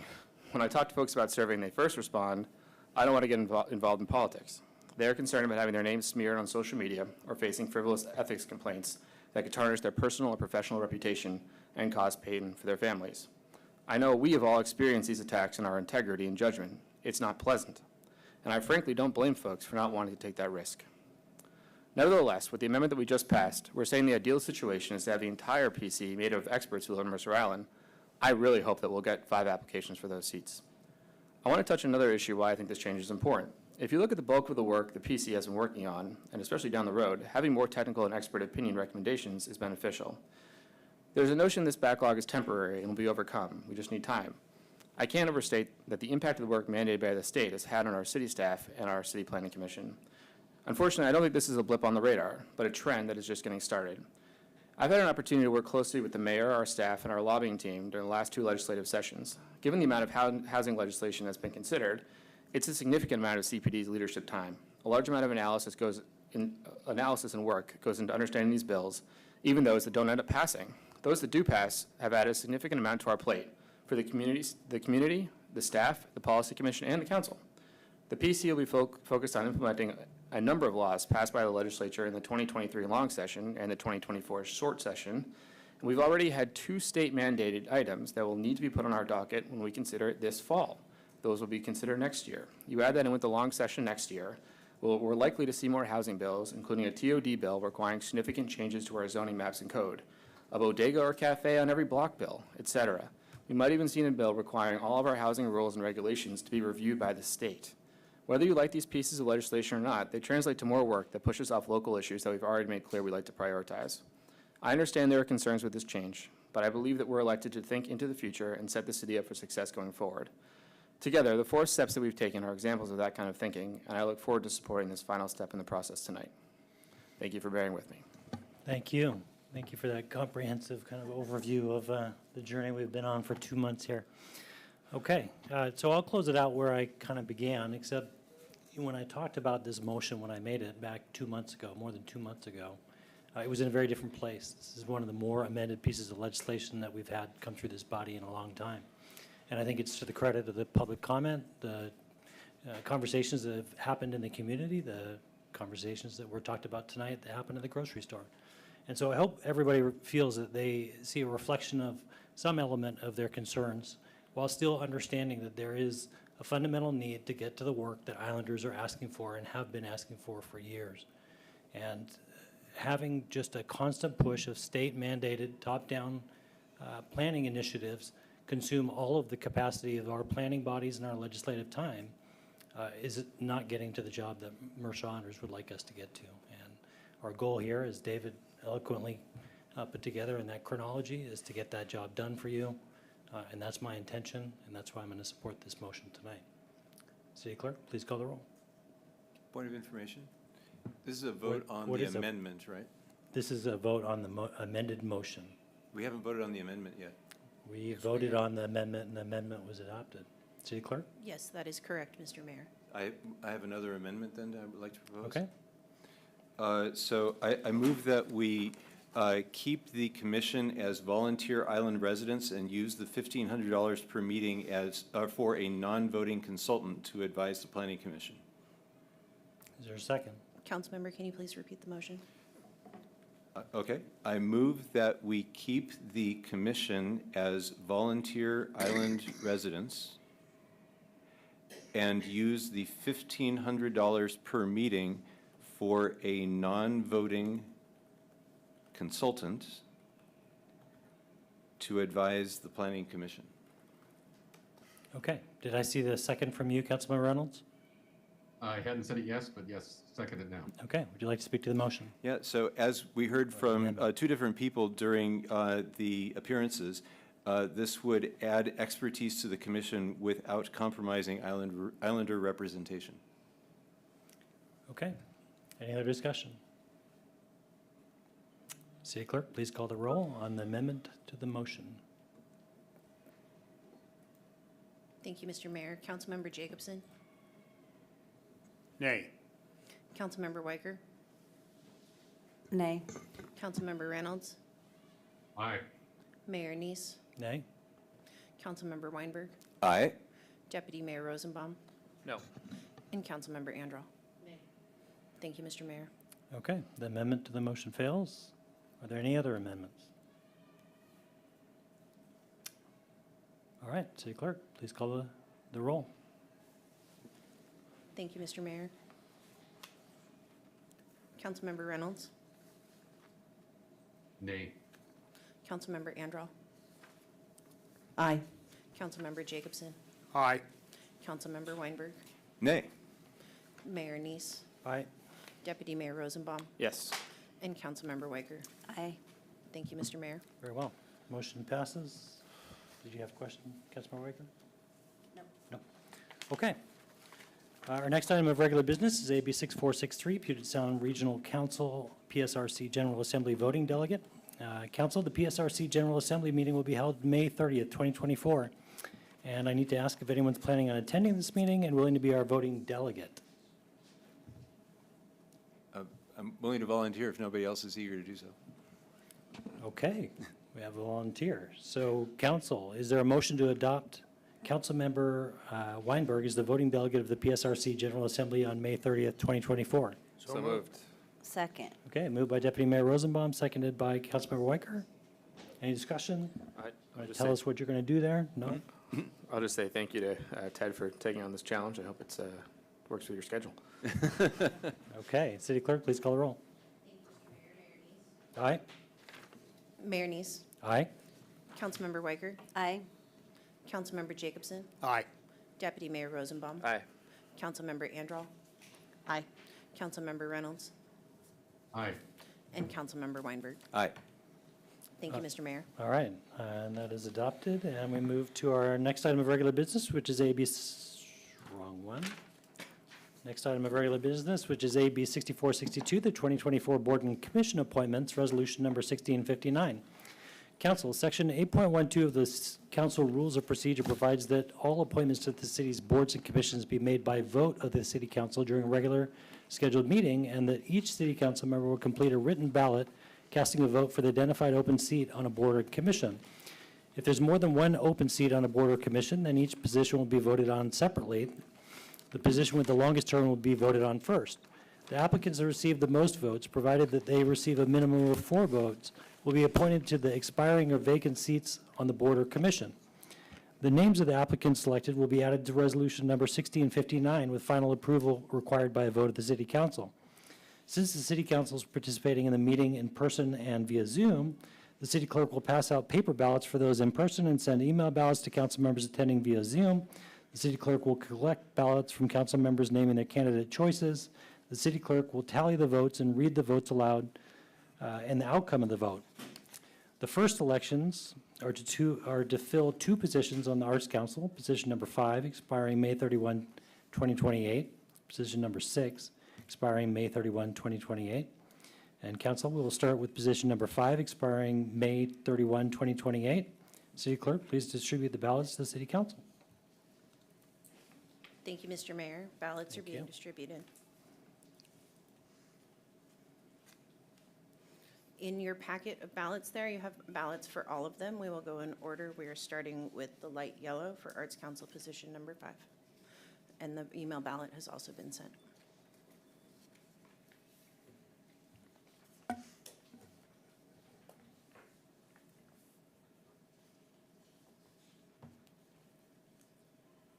Executive Assistant Casey Thomas will be collecting your ballots.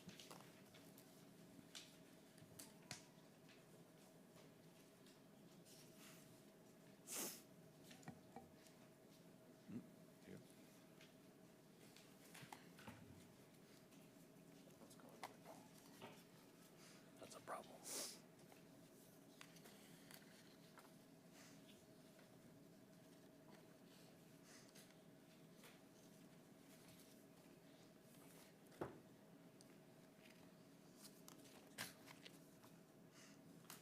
Thank you, Mr. Mayor. The ballots have been tallied. Daniel Becker received votes from council members Andral, Jacobson, Reynolds, Weicker, Weinberg, Mayor Neese, and Deputy Mayor Rosenbaum for a total of 7 votes. Okay, thank you. Daniel Becker is appointed to position number 5 on the Arts Council. Congratulations, Mr. Becker. City Clerk, please distribute the ballots for actually, we have the ballots, so the email ballots, I guess, for those in Zoom. And that would be for position number 6, expiring May 31, 2028. Correct, and is an orange ballot.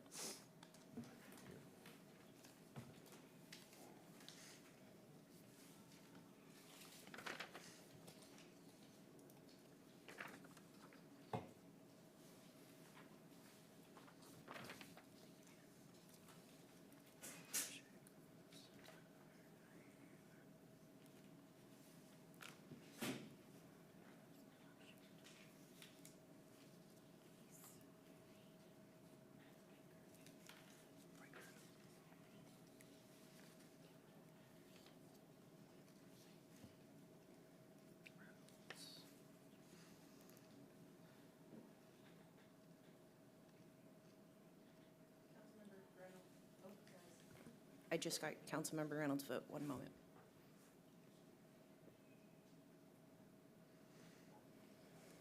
Thank you, Mr. Mayor. The votes have been tallied. Irene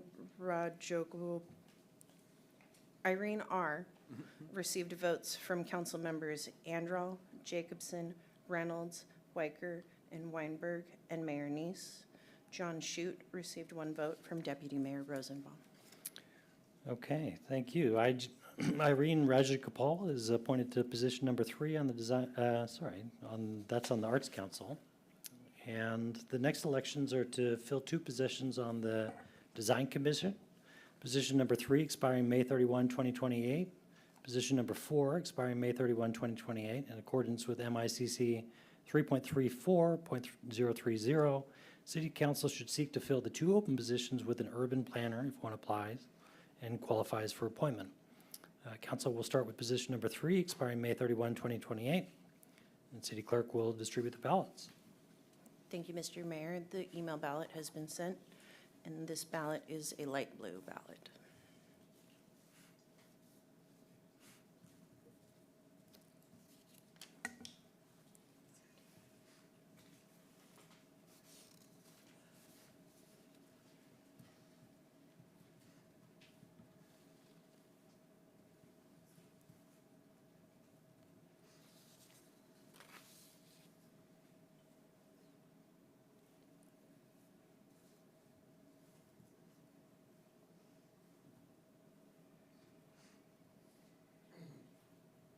Thank you, Mr. Mayor. The ballots have been tallied. Laura Yuskovich has received votes from council members Andral, Jacobson, Reynolds, and Weicker, and Mayor Neese and Deputy Mayor Rosenbaum. John Zhu received 1 vote from Councilmember Weinberg. Okay, Laura Yuskovich is appointed to position number 3 on the Design Commission. Congratulations. City Clerk, please distribute the ballots for Design Commission position number 4, expiring May 31, 2028.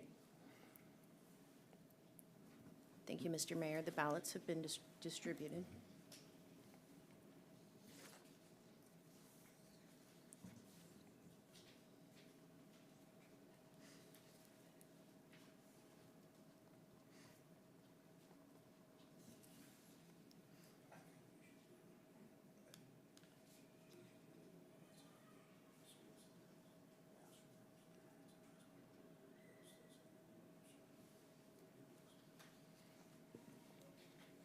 Thank you, Mr. Mayor. The ballots have been tallied. John Zhu received votes from council members Andral, Jacobson, Reynolds, and Weicker, Mayor Neese, and Deputy Mayor Rosenbaum. Laura Usovix received a vote from Councilmember Weinberg. Okay, Zhang Zhu is appointed to position number 4 on the Design Commission. Congratulations. The next elections are to fill 2 positions on the Open Space Conservancy Trust, position number 1 expiring May 31, 2028. Position number 6 expiring May 31, 2028. Council will start position with number 1 expiring May 31, 2028. City Clerk, please distribute the ballots. Thank you, Mr. Mayor. The ballots have been sent.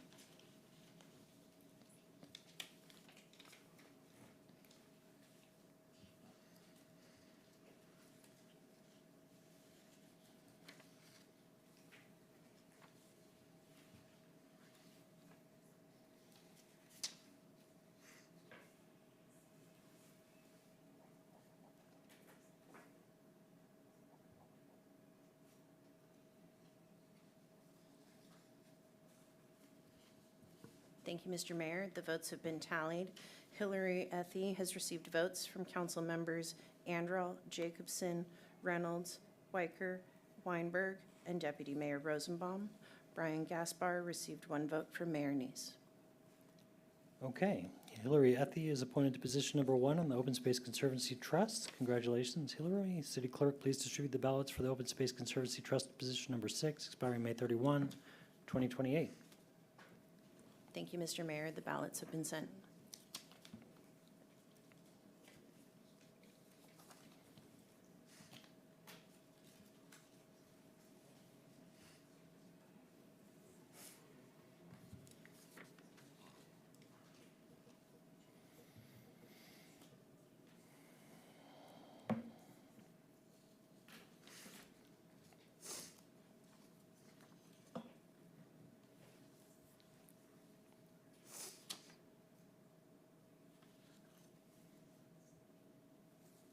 Thank you, Mr. Mayor. The ballots have been tallied.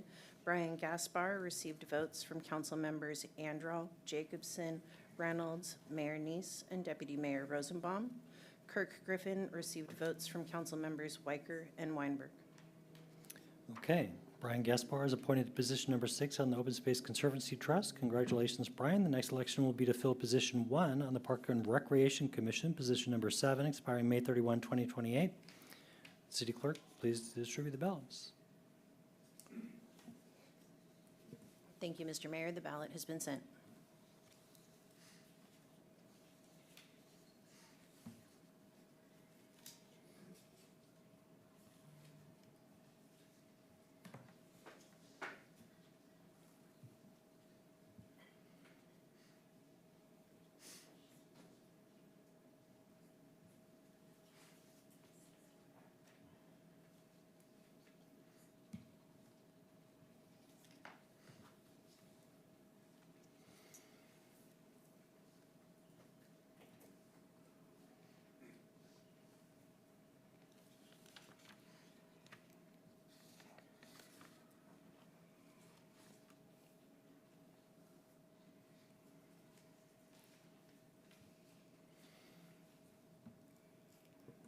Just waiting to receive Councilmember Reynolds.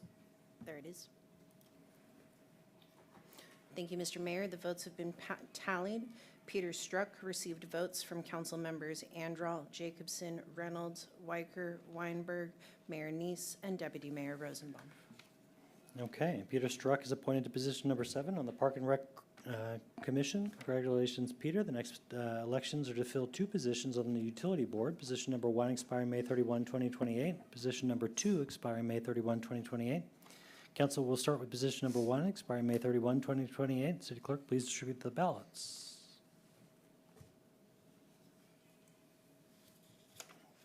Thank you, Mr. Mayor. The ballot has been sent.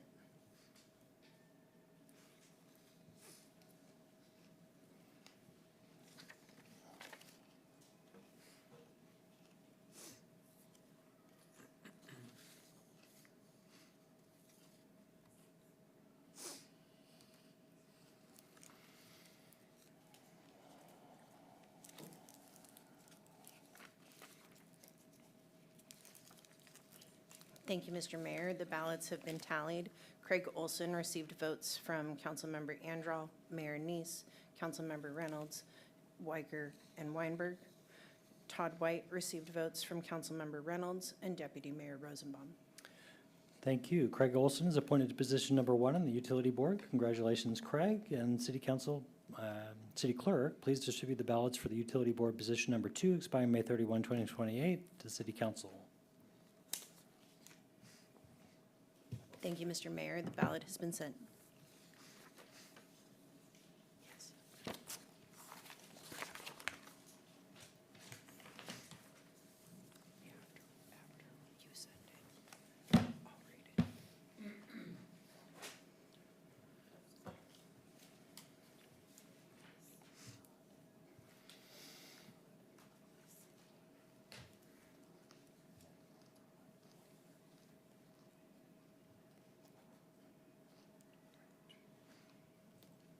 Thank you, Mr. Mayor. The ballots have been tallied. Todd White received votes from Councilmember Andral, Jacob, Mayor Neese, Jacobson, Mayor Neese, Councilmember Reynolds, Deputy Mayor Rosenbaum, and Councilmember Weicker. Larry Sarchin received 1 vote from Councilmember Weicker. Thank you. Todd White is appointed to position number 2 on the Utility Board. Congratulations, Todd. City Clerk. Mr. Mayor, can I have a quick point of order? Yeah. Could you please reread the votes for the first position on the Utility Board? I may have misheard. Yes.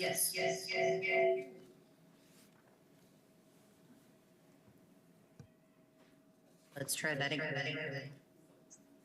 Somebody in the room has their speakers. Oh, it was me. Ha! My apologies. Let's see. The first vote for position number 1, Craig Olson received votes from Councilmember Andral, Mayor Neese, Councilmember Reynolds, Councilmember Weicker, and Councilmember Weinberg. Todd White received votes from Councilmember Jacobson and Deputy Mayor Rosenbaum. Okay, thank you. I thought you had said something else a minute ago, but that's what I expected. Thank you.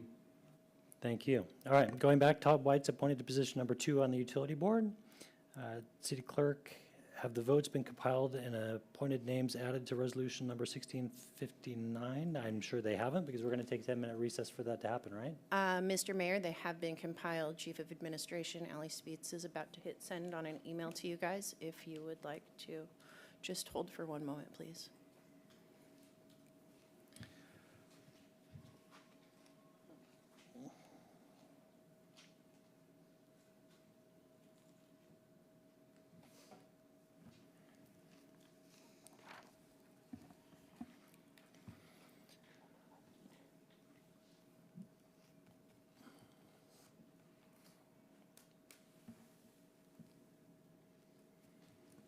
The email has been sent, and it should show up in your inbox. I will bring the resolution up on the screen in one moment. Actually, Ally, will you bring the...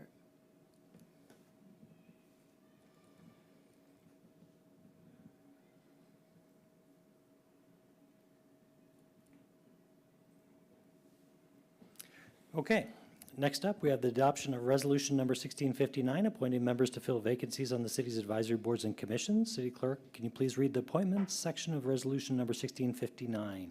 Yes, Mr. Mayor. Now therefore be it resolved by the City Council of the City of Mercer Island, Washington as follows. Section 1, Appointment of Arts Council. Pursuant to MICC 3.55.030C, the City Council hereby appoints the following individuals to the Mercer Island Arts Council for the designated term hereafter set forth. Daniel Becker, position number 5, term expires May 31, 2028. Irene Rajagopal, position number 6, term expires May 31, 2028.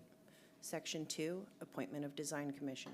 Pursuant to MICC 3.34.030C, the City Council hereby appoints the following individuals to the Mercer Island Design Commission for the designated term hereafter set forth. Laura Usevich, position number 3, term expires May 31, 2028. Yang John Shu, position number 4, term expires May 31, 2028. Appointment of the, section number 3, appointment of the Open Space Conservancy Trust.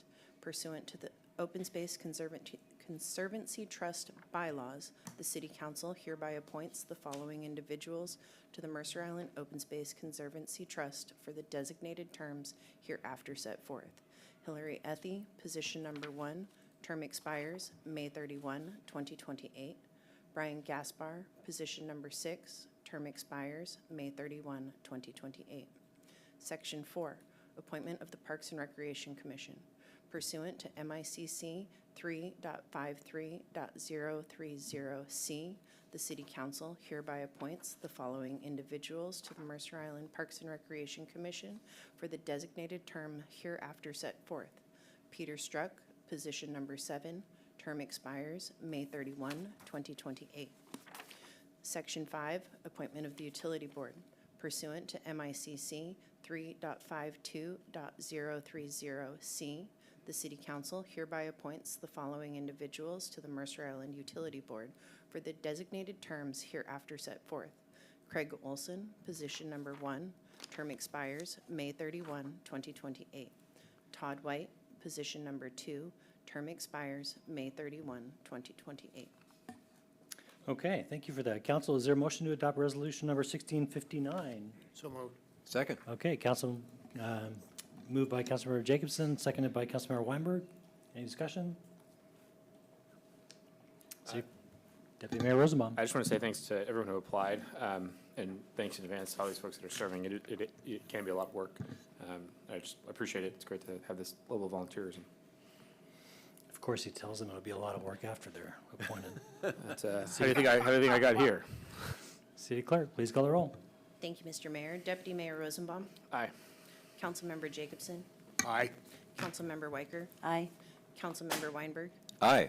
Mayor Neese. Aye. Councilmember Andral. And Councilmember Reynolds. Aye. Thank you, Mr. Mayor. All right, motion passes, and the motion to approve resolution number 1659 passes. Congratulations to the new board and commission members. Our next item of regular business is AB 6467, Permanent Fireworks Ban, Ordinance number 24C-10, first reading. And we welcome City Manager Jesse Bond. Thank you, Mr. Mayor. My colleagues are joining me for this presentation, including Chief Ben Lane, who's one-legged. No need to worry, Chief. We have the cameras tilted up and zoomed in tightly. Good evening again. My name is Jessie Bond. I'm the city manager, and I'm joined this evening tonight. Who's on my left? Chief Ben Lane from Eastside Fire and Rescue is with me, as is Police Chief Ed Holmes. Council, as you're aware, on May 1st, just last week, the fire chief issued an order prohibiting the discharge of fireworks due to extreme fire danger this year. It was an emergency action we took that came alongside the proclamation of emergency we declared due to the city's water supply issue. Again, that's a capacity issue, not a quality issue. With the support of both the chiefs this evening, I am recommending to you that we also take the next step and institute a permanent ban on the sale and discharge of unpermitted fireworks. Simply put, it is time. The proposal to ban fireworks comes at a time when risks associated with fireworks, including the significant increases in the chances of the ignition of fires, depletion of water resources, and major fire spread have grown greatly. Our very own climate action plan, just recently adopted, states that hotter, drier summers are making wildfire, not wildlife, zebra joke in there, I'm sure. Wildfire increasingly likely, increasing the public safety risk that fireworks pose to the city. Most cities in King County do, in fact, have a ban on the sale and discharge of consumer fireworks, making Mercer Island a regional outlier. Despite this recommendation, and if it is approved, the city will continue to permit appropriate public fireworks displays that meet city code requirements. This includes our very own summer celebration fireworks display coming up here on July 13th.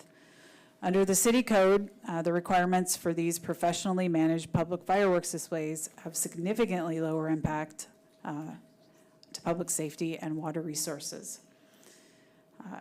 Given that the ordinance in front of you tonight for consideration and a first reading is more restrictive than state law, it cannot take effect until 1 year after adoption. The changes made by this ordinance, if approved, therefore will not come into effect until 2025. Before I hand the floor back to you, Mr. Mayor, I do want to invite my colleagues to say a few words. Chief Lane. Good evening, Ben Lane, Fire Chief, Eastside Fire and Rescue. And just to add on to what City Manager Bond shared, over the course of my 29-year career in the fire service, I've certainly seen this topic evolve to most recently in 2023. Our final city in Eastside's partnership, North Bend, banned fireworks. Now with the addition of Mercer Island, this would be the only section inside our service area where fireworks are permitted. I took an oath as a firefighter and continue that oath as a fire chief to protect life and property. And one of the most effective measures to do that is a preventative measure. And I really feel like the fireworks ban is a step in that direction. So therefore, I'm just here to support the consideration of amending the fireworks ban. Thank you. Thank you, Chief. And now I'd like to invite two-legged Police Chief Holmes to say a few words. Okay, good evening. For the record, Ed Holmes, your police chief.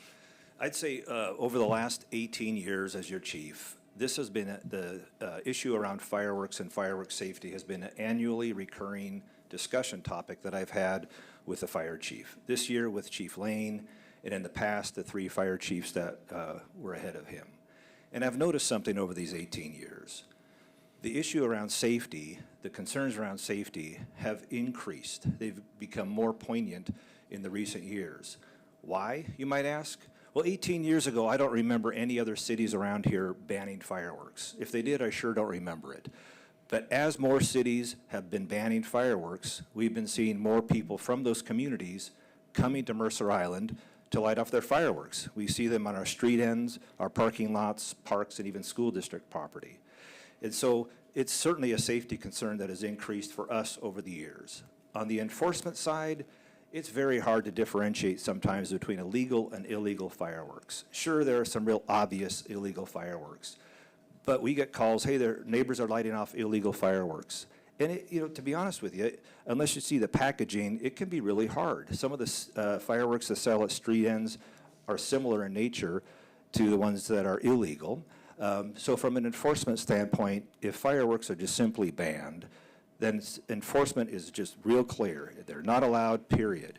But for me, this is less about the ease of enforcement. And it really goes back to the first thing I mentioned, which is safety.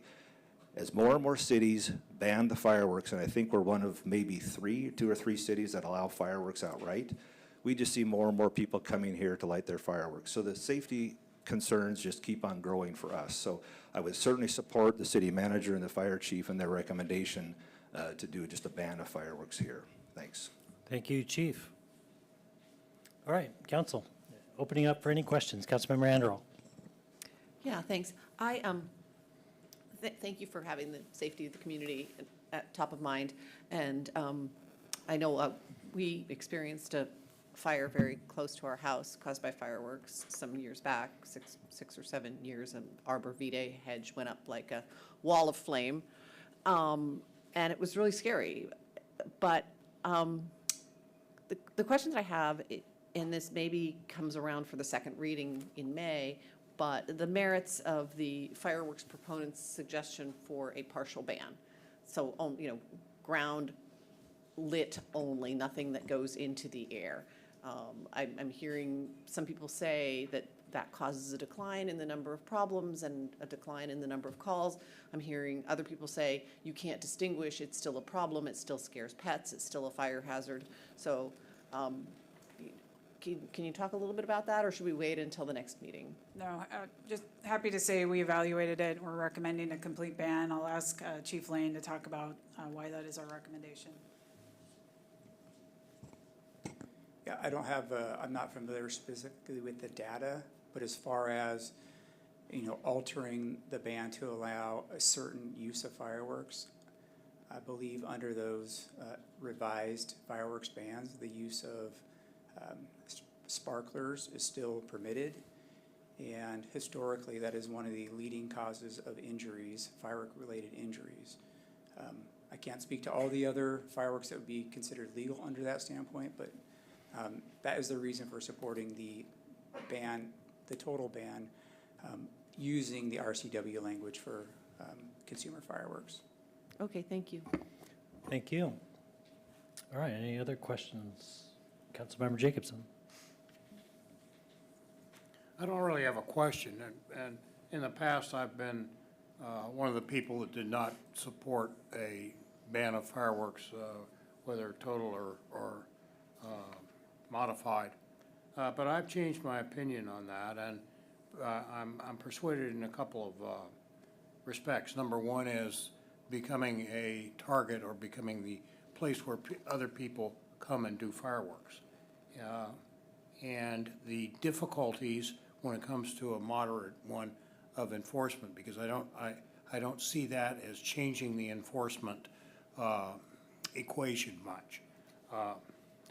And finally, if I didn't vote in favor of AB 6467, my dogs would probably bite me to death tonight.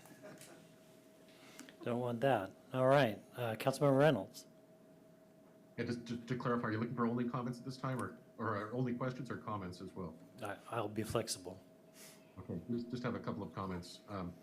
First, just want to agree with the city manager who said it's time. I actually think it was time a few years ago when we looked at this before, but I'm glad we're considering this again. I do believe it's time to do this. Safety matters, and I think this is a safety issue, especially in a period of increasingly dry climate and increasing fire risk, and with people coming from off island to light their fireworks here. So that's a huge issue for me. I also don't particularly like the noise, so I'll admit that. My pets have not liked the noise. I don't like the noise. I hear complaints from others who don't like the noise. I'm glad to be done with it. But more importantly, I have due recognition of the fact that many people view that as a useful way to celebrate what is a very important holiday for a very important country, and I recognize that. But lighting off your own personal fireworks are, by their nature, is a somewhat exclusionary action. You are saying, we're going to set these off. I don't care what my neighbors think. They're going to have no control over it. I'm just going to do it because I like them. And it creates divisions among and between neighbors. Community fireworks, like we do at Luther Burbank Park every year, are a community celebration of what should be a community activity and shared experience. I think that's a much more appropriate way to celebrate this. In particular, because it's a celebration that goes on for an hour, say, whereas under the current rules, the fireworks go on for days or weeks, and that's just too long and too much, and it's time to confine it to the one community celebration for the community. Thank you. Deputy Mayor Rosenbaum. I'll just say that Councilmember Jacobson and I think are part of the same coalition of people who wake up very tired on July 5th. Those of us who have small children and those of us who have dogs and also live near school grounds. I'm supportive of this. I appreciate the recommendation. I think obviously the underlying situation with the water is very significant. I don't want to lose sight of that, but I do think this is the right move right now. Okay, thank you. Councilmember Weinberg. So first of all, I'm in support of this ordinance, but I also want to say that the Kiwanis and the Lions Club are both very honorable and long-standing Mercer Island organizations whose programs and activities provide tremendous value and support to our community. And up until now, the annual fireworks stand has acted as an important source of funding for these organizations. If this ordinance passes and we ban the sale of fireworks on Mercer Island starting in 2025, these worthy organizations will be needing to explore alternative methods of fundraising. So again, if this ordinance passes, I encourage all Mercer Islanders, as we enjoy the greater peace and quiet and safety resulting from this change, to join me in reaching out to these organizations and offering them our support, both moral support and financial support, to assist them in their transition to new methods of fundraising in the upcoming years. City Manager Bond, do you want to speak to at all some of the outreach that's already occurred on that point? Sure, and thank you, Councilmember Weinberg, for acknowledging those important community partners. We did reach out to the Kiwanis Club just prior to the recommendation going out in the packet, letting them know not only about the emergency ban this year, but that I would also be recommending a permanent ban. I believe Rylan Daly, our recreation manager, has set up or is setting up a meeting with the Kiwanis to talk about other opportunities they may have to partner with us for fundraising, particularly with a full suite of summer programming getting ready to roll out. So we haven't identified a specific fundraising opportunity, but we're engaged and looking to support them, and we'll also be doing the same with the Lions Club. Great, thank you. Thank you. Thank you. Let me ask a question. The first and second reading of this are what are necessary to, in essence, create a permanent ban for next year. With the vote tonight or at the second reading, what kind of communication strategy would go out kind of regionally to Chief Holmes' point, let people in neighboring jurisdictions know that fireworks will be banned in Mercer Island? I don't know that I can answer that regional question this evening, but I can tell you we've already put out messaging about the emergency ban this year. We'll certainly be notifying our partners, and I think maybe you're asking regionally because people were coming here. That's right. So yeah. you have an emergency ban this year, which would probably precipitate some sort of communication strategy fairly soon. Is there some benefit to kind of combining the permanent ban with that messaging stream so that people are not just hearing that this year is going to be a problem, but next year they probably need to find another home for those activities? Certainly. As soon as the council takes final action on an ordinance, we will be rolling out continual messaging through the holiday and also next year and subsequent years as well, if the permanent ban is approved. If it's not approved and we're just looking at the emergency ban this year, I think you'll continue to see robust messaging on the ban all the way through the holiday. Okay, so I'm going to take a stab at doing something to help facilitate the communication stream, at least consolidate it, and ask council if there's a motion to suspend City Council Rules of Procedure 6.3 requiring a second reading of an ordinance. So moved. Second. All right, moved by Deputy Mayor Rosenbaum, seconded by Councilmember Weicker. I'm going to need, what is it, supermajority for this to pass, so. Correct.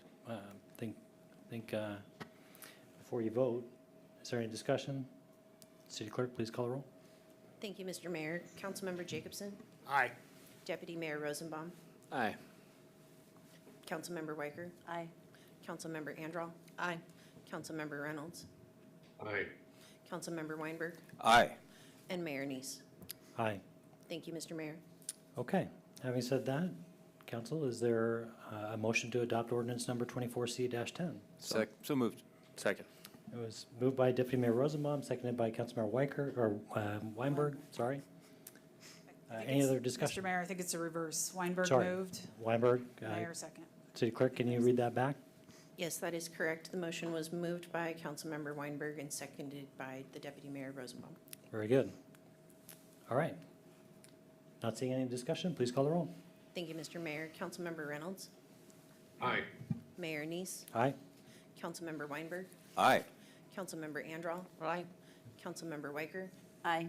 Deputy Mayor Rosenbaum? Aye. And Councilmember Jacobson. Aye. Thank you, Mr. Mayor. Okay, thank you. Motion passes. Our last item of regular business is AB 6451, fiscal year 2023 year-end financial status update and budget amending ordinance. And we'll welcome Finance Director Matt Mornick, who is here in person. Welcome, Matt. All right. Good evening, Mayor Neese, members of the council, City Manager Bond, and members of the Mercer Island community. I'm Matt Mornick, your Finance Director. And tonight we are joined by Ben Schumacher, the city's financial analyst. He's joining us remotely. Ben is going to steer the slide deck for us tonight. And so, Ben, would you do me a favor? Please pull up the first slide. Great. All right, next slide. I'm going to go through 30 slides today, outlining the city's finances at the end of 2023. We're going to cover some of the recent activity in non-general fund revenues, how that activity is compared to what we've seen in prior years. We'll begin, though, with an overview of the city's various funds and their year-end balances. I'm going to discuss some of the key drivers that led to the revenue surplus in the general fund at the end of 2023, as well as some of the potential uses of that surplus for the City Council's consideration this evening. We will wrap up with a look towards the end of the year and the work with the City Council to review and adopt the 2025 and 2026 biennial budget. We've got a lot of ground to cover, and so is my mic cutting in and out? Can you hear me okay? No, you're great. Okay. And so as questions come up, please note the slide to which they refer and know that the staff team is here and is ready to answer your questions at the end of the presentation. I want to thank Ben as well as Deputy Finance Director Loan Tuttle for their excellent work pulling together much of the information we're going to cover tonight. Next slide. Okay, let's start with fund balances. So this slide is familiar. I've shared it before, and it's taken directly from the city's financial management policy. So forgive me for the repetition, but I share it for two reasons. First, these terms or classifications are required by state law. And second, they provide really important context into how the city is required to manage the public's resources. So throughout our discussion tonight, I am going to distinguish between resources that are reserved based on state law or based on prior City Council decisions versus resources that are available for use, for specific uses based on the funds that they are in. Next slide. Aside from cash on hand to manage day-to-day operations, the city invests in the Washington State Local Government Investment Pool. And so the term fund balance, it's a technical term, it's an accounting term, but it essentially refers to the net difference between a government fund's assets versus its liabilities at a given point in time. So at the end of 2023, the total fund balance that the city invested in the local government investment pool was just over $80 million, as illustrated by this graphic. Next slide. So this is the same graphic, but it just shows how these investments tie back to the city's 19 different funds. Taken collectively, these are a lot of resources. But as the council is aware, each fund has a specific purpose with revenues that have specific uses, that have restricted uses. And so most of the investment in the local government investment pool is already committed in the 2023 and 2024 biennial budget. The city cannot write a check for $80 million for any general government service or general government need. In fact, among these 19 funds, only a portion of the general fund and some of the remaining ARPA funds can be used on general government services. Next slide. And so there is $4.2 million in the general fund's unassigned fund balance at the end of 2023, and about $1.3 million remaining in ARPA funds that are available and can be used on general government services. The remaining about $76 million has state law restrictions with specified uses, and it cannot be used on general government services. Or the city council has reserved those resources in the adopted budget or based on a prior city council action. Next slide. The general fund balance at the end of 2023 was $15.7 million, as indicated at the bottom of this table. Of this amount, $11.5 million is reserved for specific uses, and those uses are outlined in detail in both the agenda bill and Exhibit 1. The green row just specifies the remaining unassigned and available fund balance. And I'm going to explain shortly tonight how that came to be. Next slide. At the end of 2023, there's $1.3 million remaining in available ARPA funds. The rest of the $7.2 million ARPA fund award that the city received in 2021 and 2022 has been or continues to be invested in a variety of services and programs that are indicated on this slide. And so it's worth noting that ARPA funds have restrictions which the city abides by, but in general, these dollars can be used on general government services. Next slide. Based on rules set by the U.S. Treasury, the city is required to encumber the remaining ARPA funds by December of this year and fully expend the ARPA funds by December 2026. And with the city council's support and direction, we fully intend to do that. Later this year, in fact, later this spring, we plan to come back to the city council with appropriation requests for the interim facility needs of city operations, as well as support for the pre-design work related to the public safety and maintenance facility. All right, Ben, next slide. This table outlines the fund balance in the city's water, sewer, and stormwater funds, and it specifies the amount that's reserved relative to the amount that is available at the end of 2023. The reserves include the minimum cash flow levels that are required to meet day-to-day operations, the amount of money that has been committed in the 2023 and 2024 capital program, as well as budget carryovers from 2023 into 2024 for work that began but was not yet completed. You may notice that the water fund has a negative available fund balance. The water fund is not negative. In fact, staff are obligated to ensure that none of the city's funds ever go negative. It just means that the budgeted commitments exceed cash on hand. And that was planned.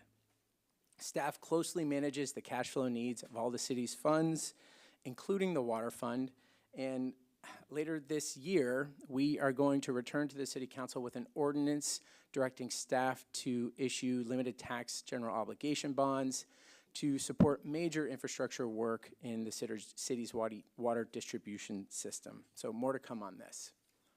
Next slide. The contingency fund at the end of the year, end of 2023, was at its target funding level, which for 2024 is $4.87 million. And that target funding level, for reference, was established by the City Council in 2019 and 2020 budget process at 12.5% of general fund budgeted expenditures. Next slide. This table outlines fund balance for the funds that are primarily support the city's capital improvement program, and that includes the street fund and the capital improvement fund. The capital improvement fund has a negative available fund balance, and that's because, as I said earlier, budgeted commitments exceed cash on hand. And that's directly related to grant funding for the Luther Burbank waterfront capital projects, and we anticipate receiving that funding this year. So that's what that is. We're closely watching the cash flow needs in these funds because we're seeing a significant downturn in a primary revenue that supports the capital program, the real estate excise tax revenues, which is a good segue to the next set of slides on city revenues. Next slide, please. So we'll begin with REIT. And so in 2023, real estate excise tax revenues were $3.5 million, which is $900,000 lower than budget expectations. And so this is a significant drop relative to prior years, and it tracks back to what we were observing back in mid-2022 when the real estate activity on the island began slowing at the same time that the Federal Reserve started increasing the federal funds rate, which increased interest rates and increased the cost of borrowing.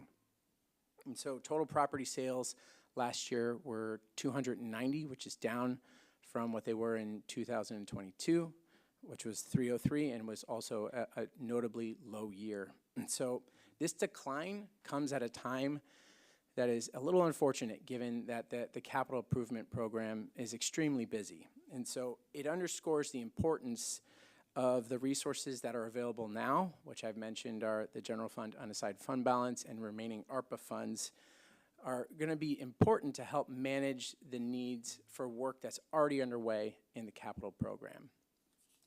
Next slide. The thrift shop had a really strong year. They exceeded revenue expectations in 2023. And so compared to 2022, gross revenues were 16% higher.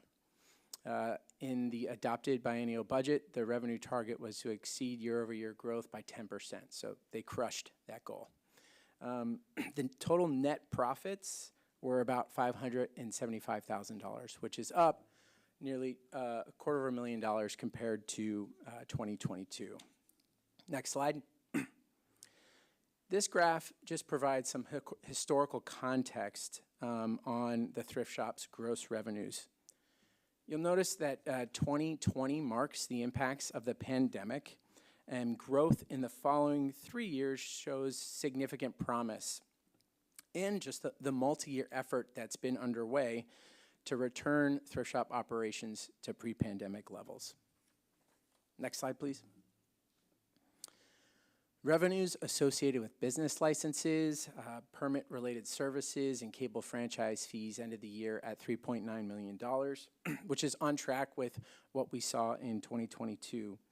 Revenues tied to permit-related services exceeded budget expectations because there's higher permit activity than we anticipated, and work is progressing on 3 notably high valuation projects.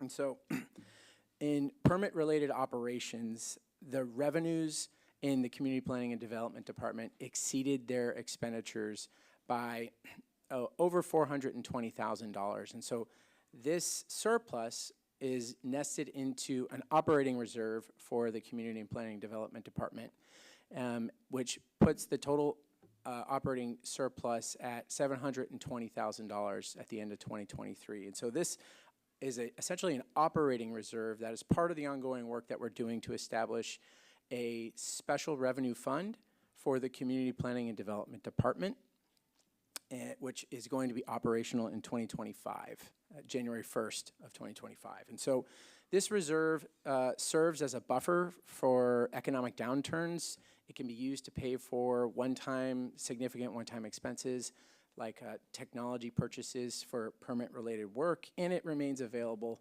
in the current biennium. Next slide. We've seen really encouraging growth in the Parks and Recreation Department in relation to their operations. This was another suite of programs and services that was impacted by the pandemic. And since the recreation restart, their year-over-year revenue growth has been significant. In 2023, their revenues totaled about $1.2 million, which is 41% over their operations in 2022. So we saw real progress, and we look forward to seeing what the recreation team does in 2024. Next slide. Okay, these next set of slides just provide a little bit of context into the revenue surplus that we saw. This is a high-level summary of revenues and expenditures in the general fund at the end of last year. So from left to right, we have 2022 actuals for reference, along with the amended budget and actuals from the fiscal year 2023. That top row shows that general fund revenues exceeded the amended budget and ended the year at 106%. I'm going to explain this surplus shortly. On the other side of the ledger, expenditures at year end came in at 97%, but this is before we take into account budget carryovers, which are resources that we had to move from 2023 for work that was ongoing but not yet finished into the current fiscal year 2024. Next slide. So once you take into account these carryovers that are listed here on this table, the city had made use of 99% of the general fund expenditure budget. And so this just further confirms that the revenue surplus we saw in 2023 is really the result of healthy revenues. Next slide, please. Okay, the general funds. In the general fund, a key driver for that revenue surplus ties back to general sales tax. And at year end, the city received $6.4 million in general sales tax revenues, which is nearly $700,000 more than we saw in 2022. Most of that year-over-year growth is tied to the construction sector. But overall, we attribute this growth rate that we saw in 2023 to construction activity on the island, but also the lingering effects of inflation and the overall strength of the regional economy. Next slide. This graph just puts into context what we saw in 2023 relative to the previous 9 years, and it just gives additional context to the annual rate of revenues that we've received for general sales tax over this 10-year period. Next slide. The highest or the largest revenue growth that we saw in the general fund was tied to interest earnings, which amounted to over $1.8 million last year. So this graph spans 20 years, and it illustrates the annual interest earnings in the general fund. And so you can see that the highest 12-month earning period was in 2023. And it's fair to say that last year's revenues was atypical, and it's partly explained by the graph on the next slide, which illustrates the LGIP earnings rate in relation to the federal funds rate from December of 2021 through the end of last year. And so I've shared an older version of this graphic in the fall. It's since been updated, but it's worth sharing again for two reasons. The most obvious point is the very clear positive relationship between the local government investment pool's rate of return and the federal funds rate. And second, that the city on average received 5% on its investments in 2023 compared to 1.3% on average in 2022. Next slide. So in summary, the key takeaways in the revenue surplus in the general fund is due to sales tax interest earnings, and just the strategic use of ARPA funds. That is still a critical resource that supports city services. This revenue surplus in the general fund, however, is countered by a significant drop in real estate excise taxes. And that's a critical revenue that is restricted to supporting the capital improvement program. So our focus going into the next biennium is to strategically use the remaining available funds and work to secure interim workspace for city operations and start the important work for pre-design on the public safety and maintenance facility. We also see that the available resources that we have right now are going to be critical in backstopping the ongoing work in the capital program in the wake of the REACH shortfall. Next slide. So the recommendation before the City Council this evening is to adopt Ordinance 24-04, which is Exhibit 2. And second, it's to appropriate some of that unassigned fund balance in the general fund. Staff is recommending 3 appropriations, $150,000 to the YFS operating fund balance, $2.4 million to the Municipal Facility Replacement Fund, and $150,000 to long-term facility support, which is essentially work that's already underway to relocate city staff and prepare long-term solutions for city facilities. This recommendation is informed by the Council's financial management policies, and it aligns with past practice that the City Council has done with years in where we've been fortunate to have surpluses, which is making incremental contributions to the funds and the reserves that are not at their target funding levels. And so the only 2 funds that are not at their target funding levels is the YFS operating fund balance and the Municipal Facility Replacement Fund. In 2024, the target funding balance for the YFS operating fund is, its operating fund balance is $1.4 million. So this $150,000 contribution will bring the current reserve just above $1 million.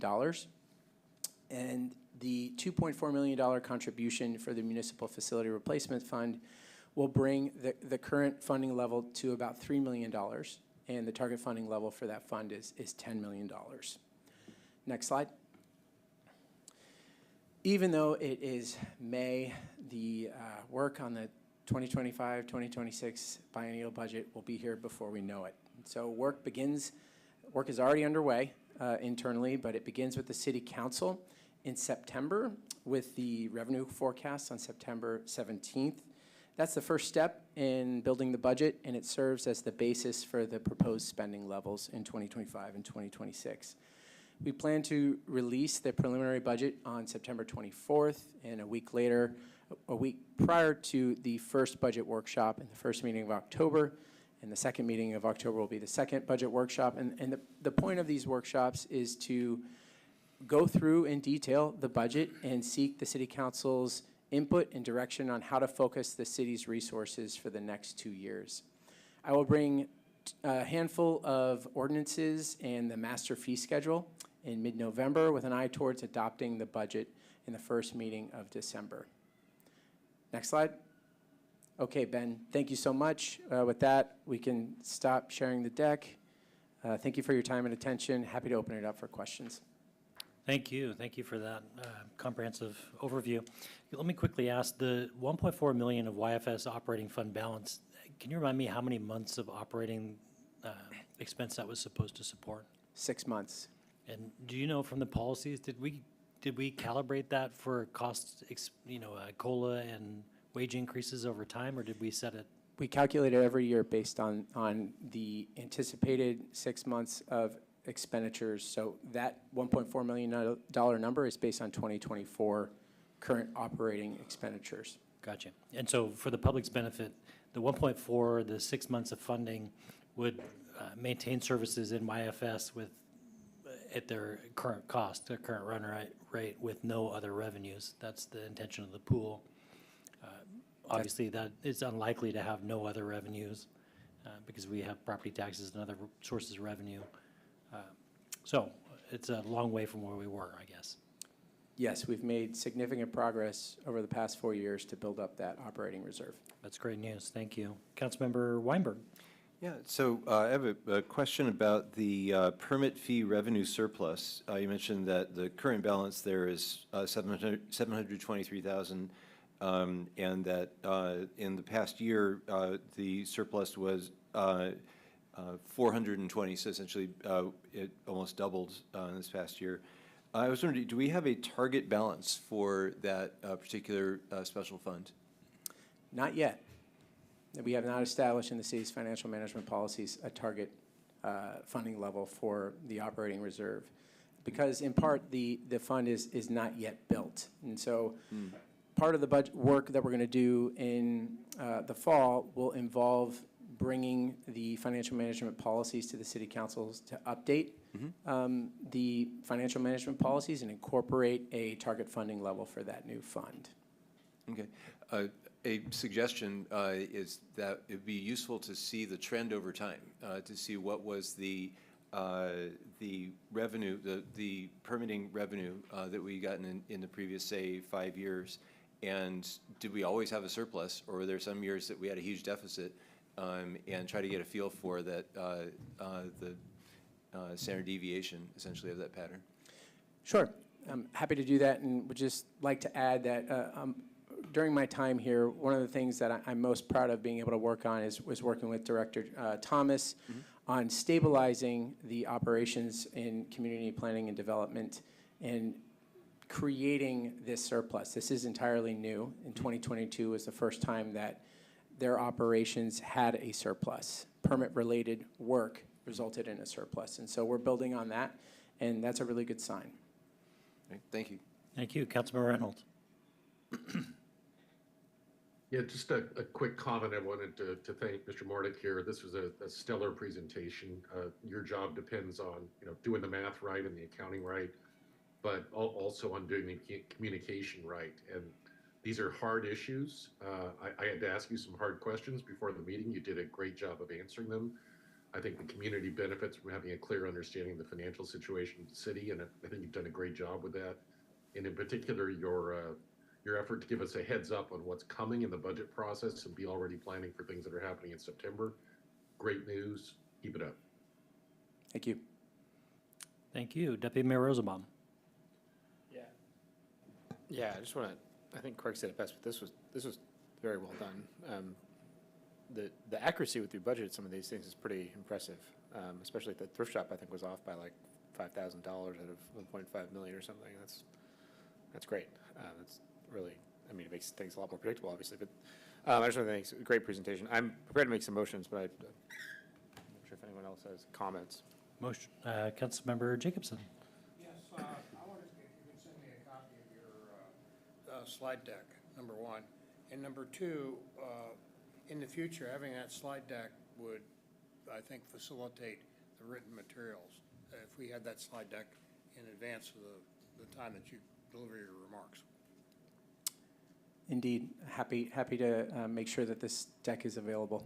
Okay, I have another question at some point, but. Go ahead. I noticed on the PowerPoint on the thrift shop, there was a comparison with, I think, 17, 18, and 19, and 20, or some period in the past. And my understanding is that we don't have a high level of confidence that the pre-2020 numbers, or particularly as regards net proceeds, were anywhere near accurate. And if that's my understanding and understanding of some others. Is that a correct understanding? I apologize. Is the question relating to whether or not the net proceeds in the thrift shop pre-2020 were accurate? Yeah. I think what Councilmember Jacobson is referring to is Matt Mornick and his team arrived in 2020, right? We are much more we can definitely say that the way we're calculating thrift shop net has been consistent since Matt has been the finance director. I think Councilmember Jacobson is referring to whether or not we were fully capturing all the costs related to the thrift shop. Prior to that, I don't believe we were, so I think we were overstating our net. But we're also not spending the time to go back. Well, Yeah, yeah, I absolutely agree. It would be a waste of time. yeah. And I appreciate your presentation, particularly to know that our thrift shop is making progress. But I think comparing with the pre-2020 is, setting up a reflection on this which is incorrect. That is to say, the achievements that have been made. We have a long way to go if the thrift shop is ever to fully sustain youth and family services. That's neither here nor there, but I appreciate your presentation. I think you have a lot of data, and I've got some questions, but I'll ask them offline. By all means, and for whatever it's worth, when we do financial analysis and bring into and look at the historical context, we place greatest value on the most recent 2 to 3 years. Once you start going beyond that, it starts to get fuzzy because so many things change, particularly when it comes to running a business like the thrift shop. Yeah, get it. I get it. Okay, Deputy Mayor Rosenbaum. First, I move that we adopt ordinance number 24-04, amending the 2023-2024 biennial budget. Is there a second? Second. Okay, moved by Deputy Mayor Rosenbaum, seconded by Councilmember Jacobson. Any discussion? City Clerk, please call the roll. Thank you, Mr. Mayor. Councilmember Reynolds? Aye. Councilmember Weinberg? Aye. Councilmember Weiger? Aye. Councilmember Andral? Aye. Councilmember Jacobson? Aye. Mayor Neese? Aye. And Deputy Mayor Rosenbaum. Aye. Thank you, Mr. All Mayor. right, motion passes.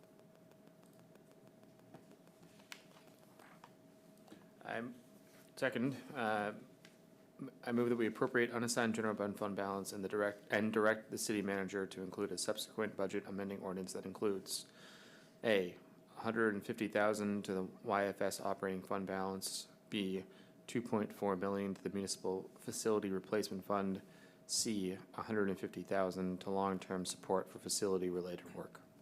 Is there a second? Second. Okay, moved by Deputy Mayor Rosenbaum, seconded by Councilmember Weicker. Andrew? I think Oh, that was sorry, Andral. Councilmember Andral. Boy, I'm really losing it tonight.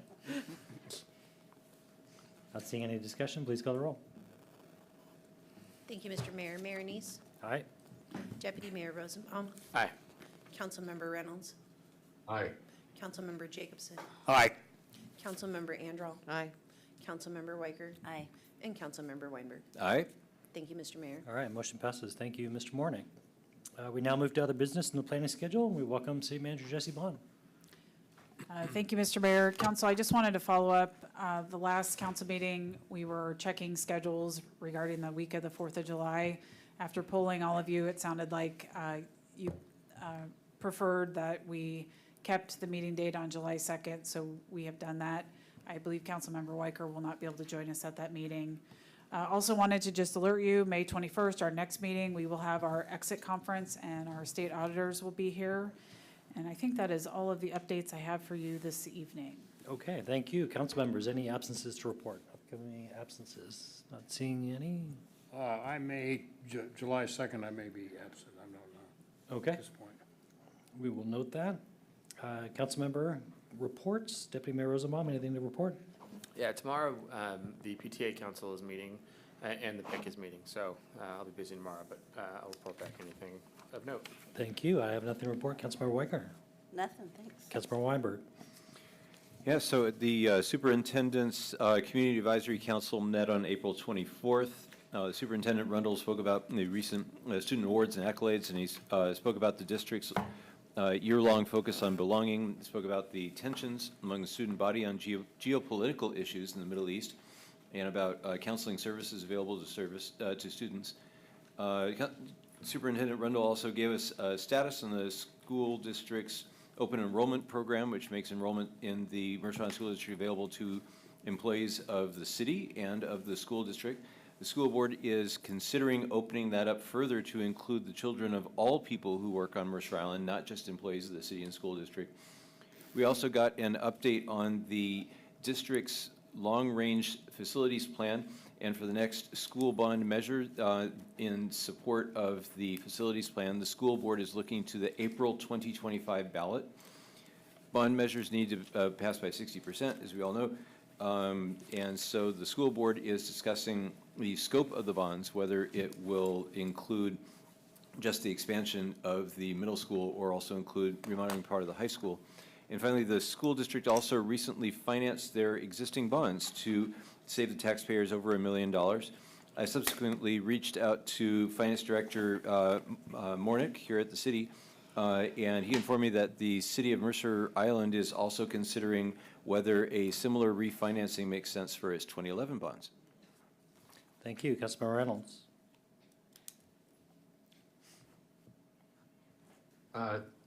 The only thing I will note is that I attended along with several of the rest of you, I believe, maybe most of you, the open house this last week on the comprehensive plan. I thought it was stellar. I was very pleased to see the number of people that showed up in the community, and I think the staff did a great job with it, so thank you for that. Thank you. Councilmember Anderall. Nothing to report. Councilmember Jacobson. Nothing. The next hybrid meeting of the City Council is scheduled for Tuesday, May 21, 2024 at 5 p.m. The time is now 7:41 p.m. The City Council will go into executive session for approximately 60 minutes to discuss with legal counsel pending or potential litigation. Pursuant to RCW 42.30.1101I, no action will be taken following the executive session. As a reminder to council, please stay seated until city staff has terminated the broadcast. Good evening. Thank you for joining us tonight.